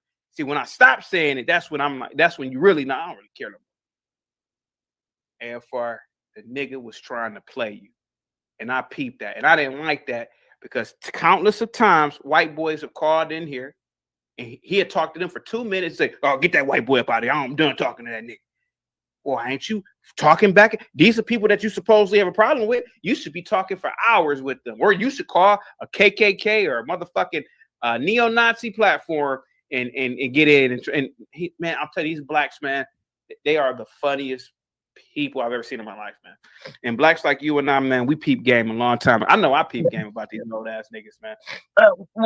A big thing is that they've already exposed themselves to the whole world. Every other race know this shit. Our energy and priorities are just totally backwards on it. Example, like you brought up the 5-year-old girl and that rapper dude or whatever that got killed. Like there's a video circulating right now. You're probably gonna see it because Negroes are outraged. Where there was a call, I think it was Florida, where they got a person with a gun call and they showed up. You know, and the police got to respond a certain way to when they get calls like that and told her to get down. And they had their guns drawn. They didn't like shove it in her face until they get her. It was like, get down. And she got down and, you know, they handcuffed her and her child mimicked her movements where she put the little, and it's bad. It looks bad. Like where the child lays down and put its hands behind his back, just like the mother, which is natural. And everybody's like, they handcuffed the baby. They handcuffed the baby. Where they were just like, get down. And they both got down. You know what I'm saying? So people are more outraged at that. Like, we got to kill, you know, Whitey, or we got to do this. We got to, you know, the whole shebang, you know, all that stuff. And then, but those same people silent about that little girl that was executed by her own people. No smoke for Pookie and Ray Ray executing little black children. But if a white person tells them to get down on the ground with their mama or something, that's like that's a bridge too far. We got to do something about it. John Dunning with the $5 super chat, the industrial race complex. We talked about that yesterday. If a white boy, 2 white boys had run up on that nigga and gunned him down and accidentally killed that black girl, every nigga in that city will be marching and protesting. Niggas ain't. That's what I'm saying, man. These blacks, man, I'm telling you, I say this because I love these. I still got love for these niggas. Still got love for these niggas. Hey man, there's gonna come a time and day, man, where people just leave all dark-skinned people behind. Blacks, niggas, hey man, white man, Asian, they'd be leaving the solar system. Hey man, we leaving the solar system, man. Y'all partied and kicked it and shot dice and rapped for generations, man. We can't help the fact that you niggas can't do basic arithmetic, you know? So I'm listening to this dude, Ben, and I ain't got no problem with Ben. But what he said to you was foul. Who you hang with, you know, it's really your politics. Nah, nigga, if it was your politics, he would have just flat out asked you. Then the whole nasally comment, the nigga was trying. Well, it's like they don't care what your voice sounds like. I didn't start trauma bonding, and like you know what they did to us when we came off the slave ships. They used to hold us down, and you know what they, all up in our booty hole. Like that's if I didn't start with that, then so now I'm like one of them other Negroes. Like I can't talk to him if he didn't talk about how our booty holes got hit, when we came off the slave ship. So them niggas is not done with y'all. It's a fire still, man. They're trying to sell whatever is remaining of this asset, and it's not working, man. Like John said, the industrial race complex. Ben is trying to sell something that really doesn't even exist, even in his own life. It probably never did, man, to be honest with you. I mean, the nigga was probably born in 54. He probably lived in a liberal city, and they ain't experienced no racism either, man, to be completely honest with you. Oh, no, man. I can tell you this is what happened. He was walking somewhere, and a white boy in a pickup truck said nigger as he drove by, and he's like, that happened to me one time. Yeah. Well, the thing about it is like, they're like, yeah.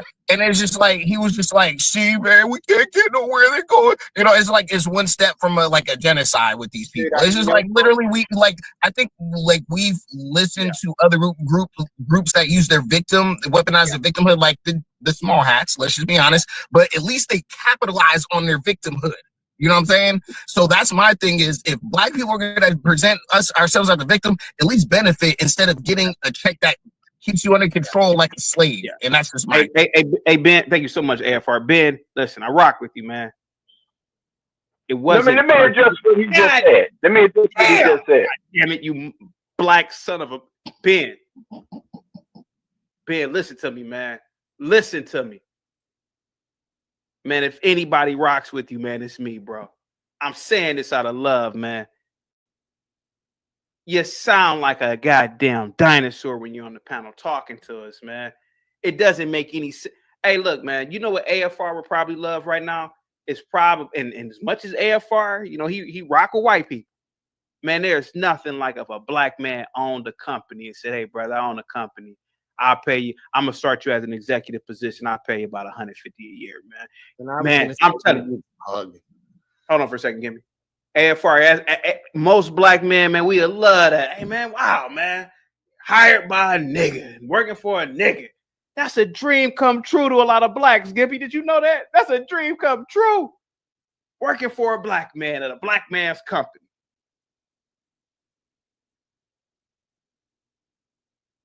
But they won't offer me a job.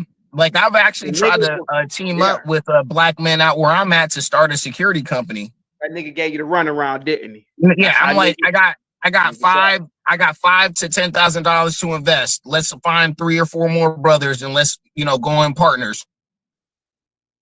No, this is like that I don't agree with this politic, or I don't, what I'm saying, like just the smallest thing, so we throw each other away instead of coalescing around what we're strong on. Can you imagine a 70-year-old white man trying to kick knowledge to a 40 or 30-year-old white boy who pays his taxes, just works? That shit ain't happening, man, unless it's your grandfather or father, maybe. But the fact of the matter is, and I wish Ben would understand this, Ben, ain't nobody listening to you, man, unless you offering something, bro. And I'm just gonna be blatant with you, man. I hate to abuse you like this, man, but AFR is a good friend of mine, man. I've known him for a long time, and I didn't really like that shit, man. To be honest with you, I'm just gonna be honest with you, Ben. And the fact that he let you talk, and then he like, yeah, I was in the military for 11 years, longer than your ass, Ben.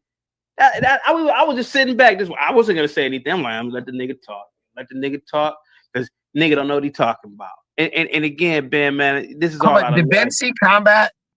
He said he's a combat vet. He said he's a combat. Oh, okay. Well, at least we got that in common too. He actually knows how to fight too. One time he stood up and was doing the nunchuck thing. Listen, Ben, listen, man, before I bring everybody back, Ben, this ain't personal. And you ain't even got to respond to me. But I'm going to tell you what younger black men want. Now, I grew up with my father. My father's still alive. I'm pretty sure AFR. Other people did. But all I'm saying is, Ben, it's a dream come true. Gimby, you ever seen Harlem Nights? You remember the last scene in Harlem Nights when they all drove? They defeated the white man and they drove off into the sunset to Chicago. Yeah, that's the ending of a. That's how I envision a black man. You ain't never gotta work for the white man, brother. Here you go, $150,000, $200,000 a year. Man, that's a dream come true to a lot of blacks, Gippy. And I'm telling you a secret. Well, I ain't gonna lie to you. I don't like working for white people. I ain't gonna lie. Well, I mean, it's easier to yell about white supremacy instead of offering something to other black people. Hey, man, I want to work. You guys have a strong wish, but you all end up working for mine. So, I know you sit here, you throw smoke at my people all day, but we're the ones who give you the most jobs. So, and so AFR, when I hear Ben, he just talking, man. He ain't building shit for nobody, man. That's what he don't get. And the nigga is gonna come back. I got my 2 house and my kids educated. Basement. He sits in the dark when he's talking with sunglasses. I look, if it's a medical condition, I feel bad, but like the dude literally is in the basement every time. And you're saying like he cousin. I don't know, but like the other day when he asked, I want you to just see the glasses, the reflection of the glasses. God damn it. Hold on, Ben. Vanta. So you're not an American black. No, I'm not. Thank God, by the way. Yeah. Vanta, let me tell you something. A lot of blacks won't admit this. And a lot of us, man, we would love to work for a black company, man. We would love to work for a black company, man. Like go to a niggas don't pay. Hold on for a second. Hold on. See, I would love to work for a big major corporation. The C-suite executives, niggas.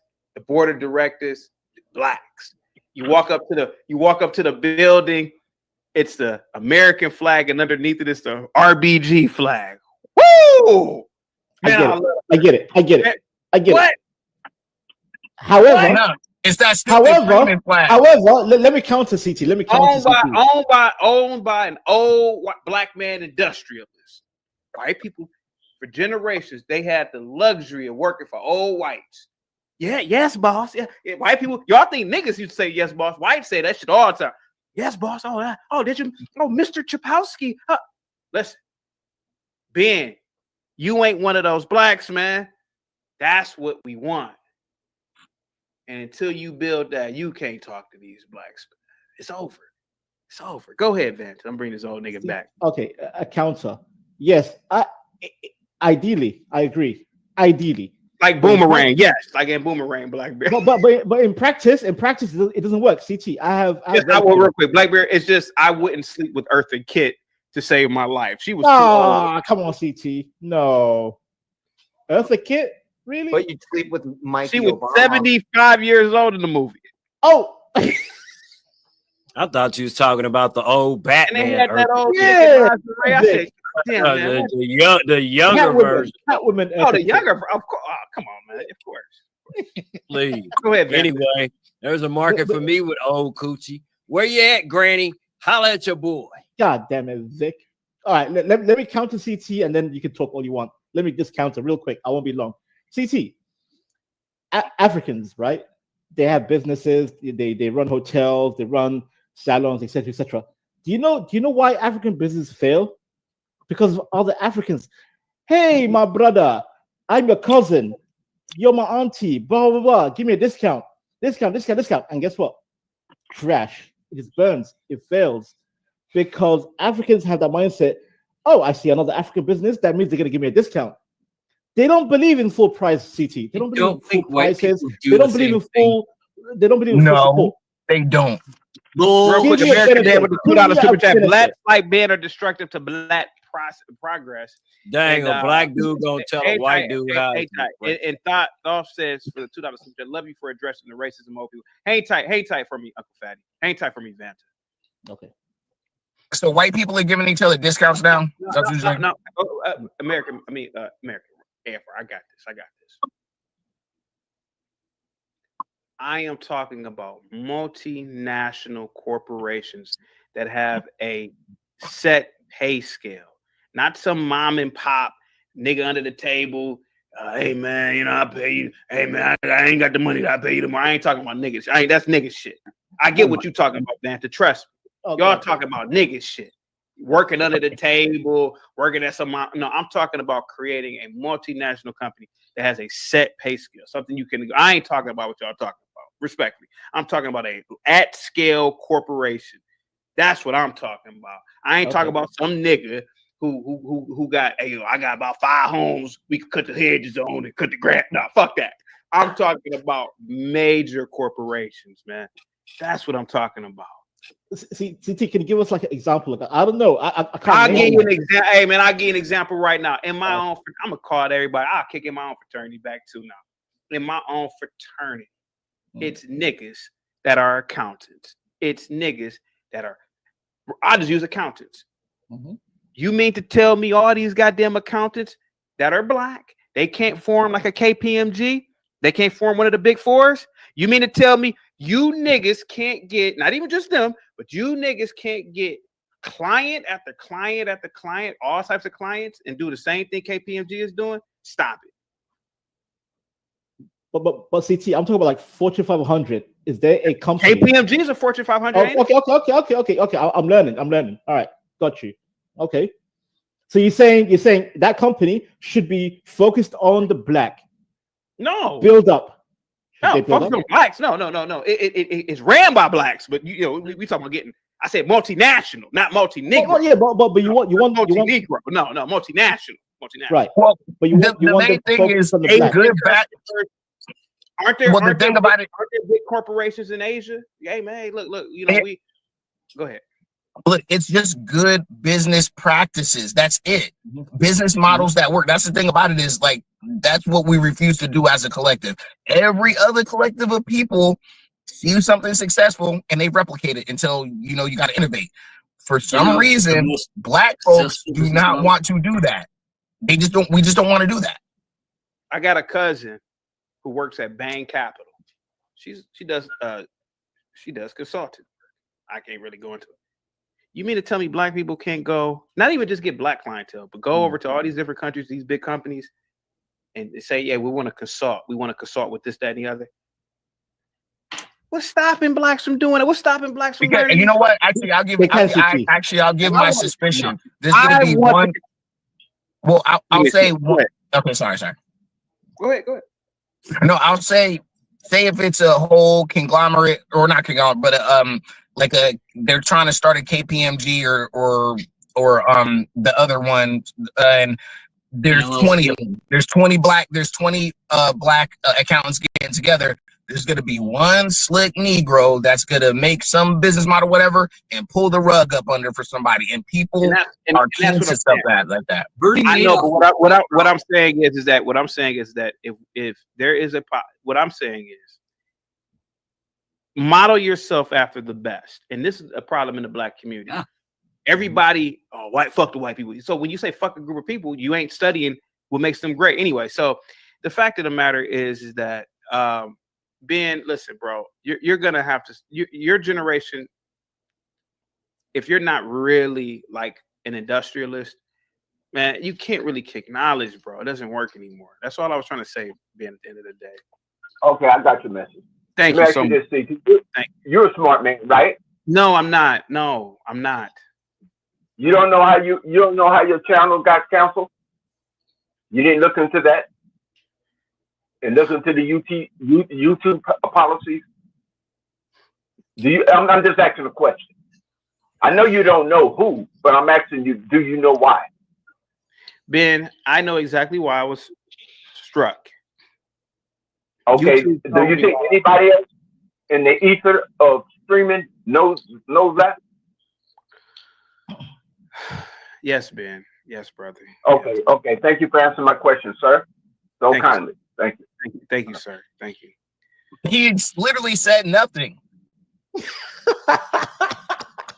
No, I said what I wanted to say, that CT kept muting me and put me backstage. So when he finished his tirade, I asked the question that I wanted to ask. Because in the middle, somewhere in the middle of that, he said he didn't know who. Hey man, hang tight, Ben. Can I say hi to my Nigerian nephew, my neighbor, and my cousin Vanta? How y'all doing, man? Wait, you call me Nigerian? Vic? No, he went across the channel, then, Hold on for a second, guys. I'm being serious. I'm being serious here.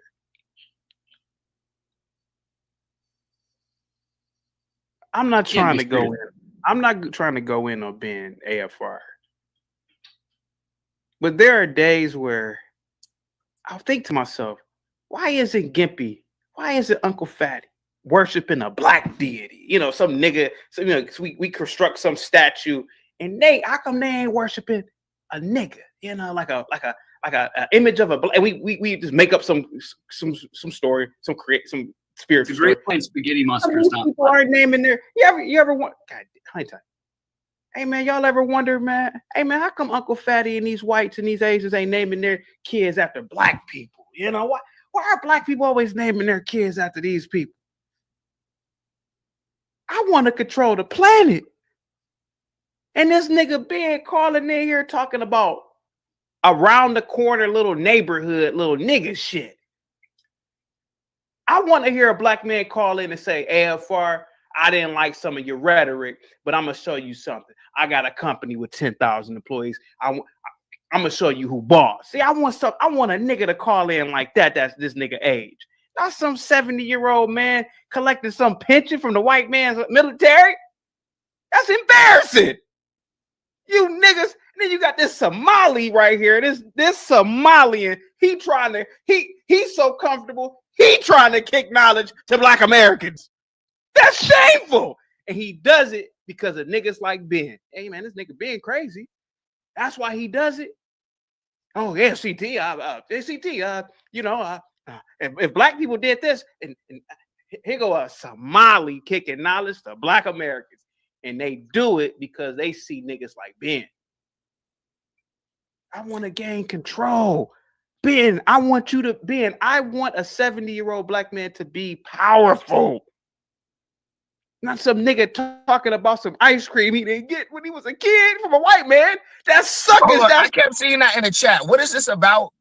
This ice cream and like the white man's ice cream is colder. That's the reason why Ben hates white people. White man wouldn't When Ben was a kid, he said one day he was with his father and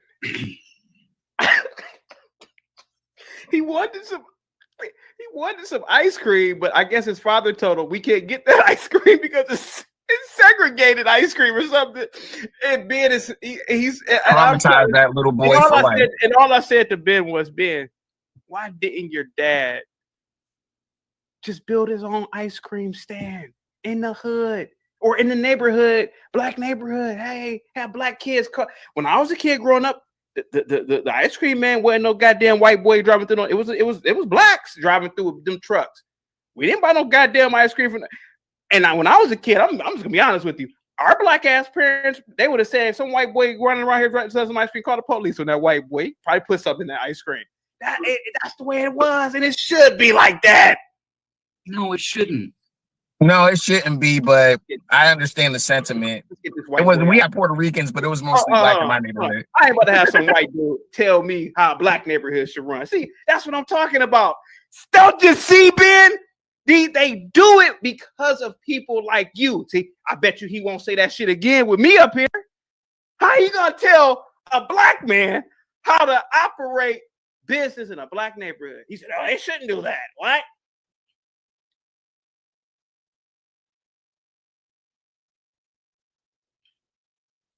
Don't you see the idiocracy, Vanta?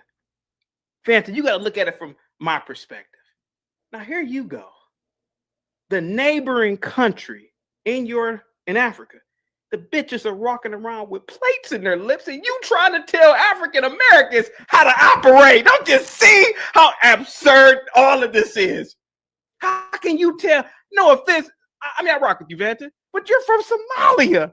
Somalia, of all places. And you trying to tell black, and I know why you're doing it. Because you look at a Ben and you say, God damn, these blacks are weak.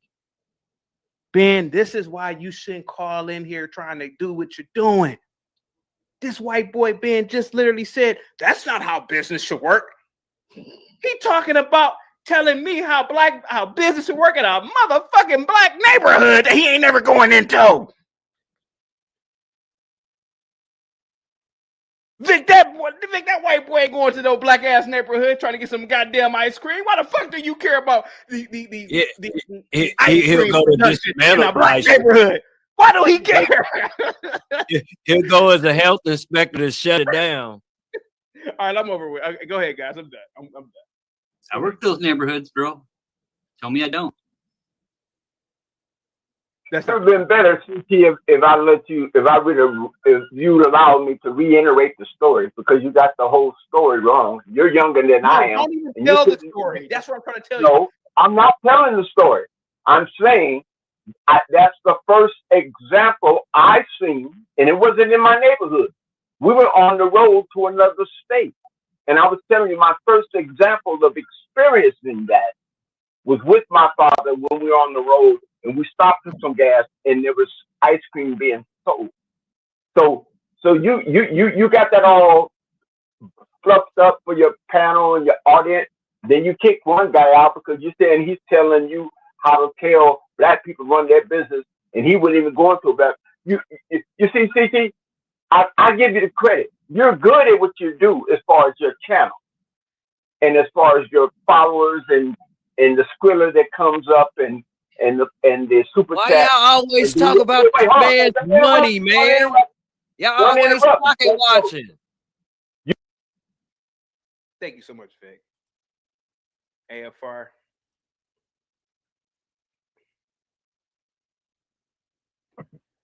I'm a loser amongst my friend circle, believe it or not. Hey, I got friends. They work at Fortune 500. They have steady, so I got steady jobs. They worked at for 20 years. They work for big. I told you my little cousin. She works at Bain Capital. Yeah, that's Mitt Romney's outfit, right? Yeah, I got family. I'm a loser. This man is looking at little super chats coming in. $5 here, $10 here, $20 here. I've seen people in my fraternity, friend circle. I know, allegedly, I know 2 people in my own life who have cleared $1 million. It's hard work and bonuses and working a lot. I know people who make money that you wouldn't even believe. Not a lot, This man worried about a nigga making super chats. Don't you see? These small scale niggas don't get it. This nigga is worried about super chats.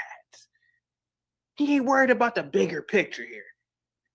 Ben, you know what? I would respect Ben if he said this. Chaotic, I got 100 of my people to call into your show, watch your show.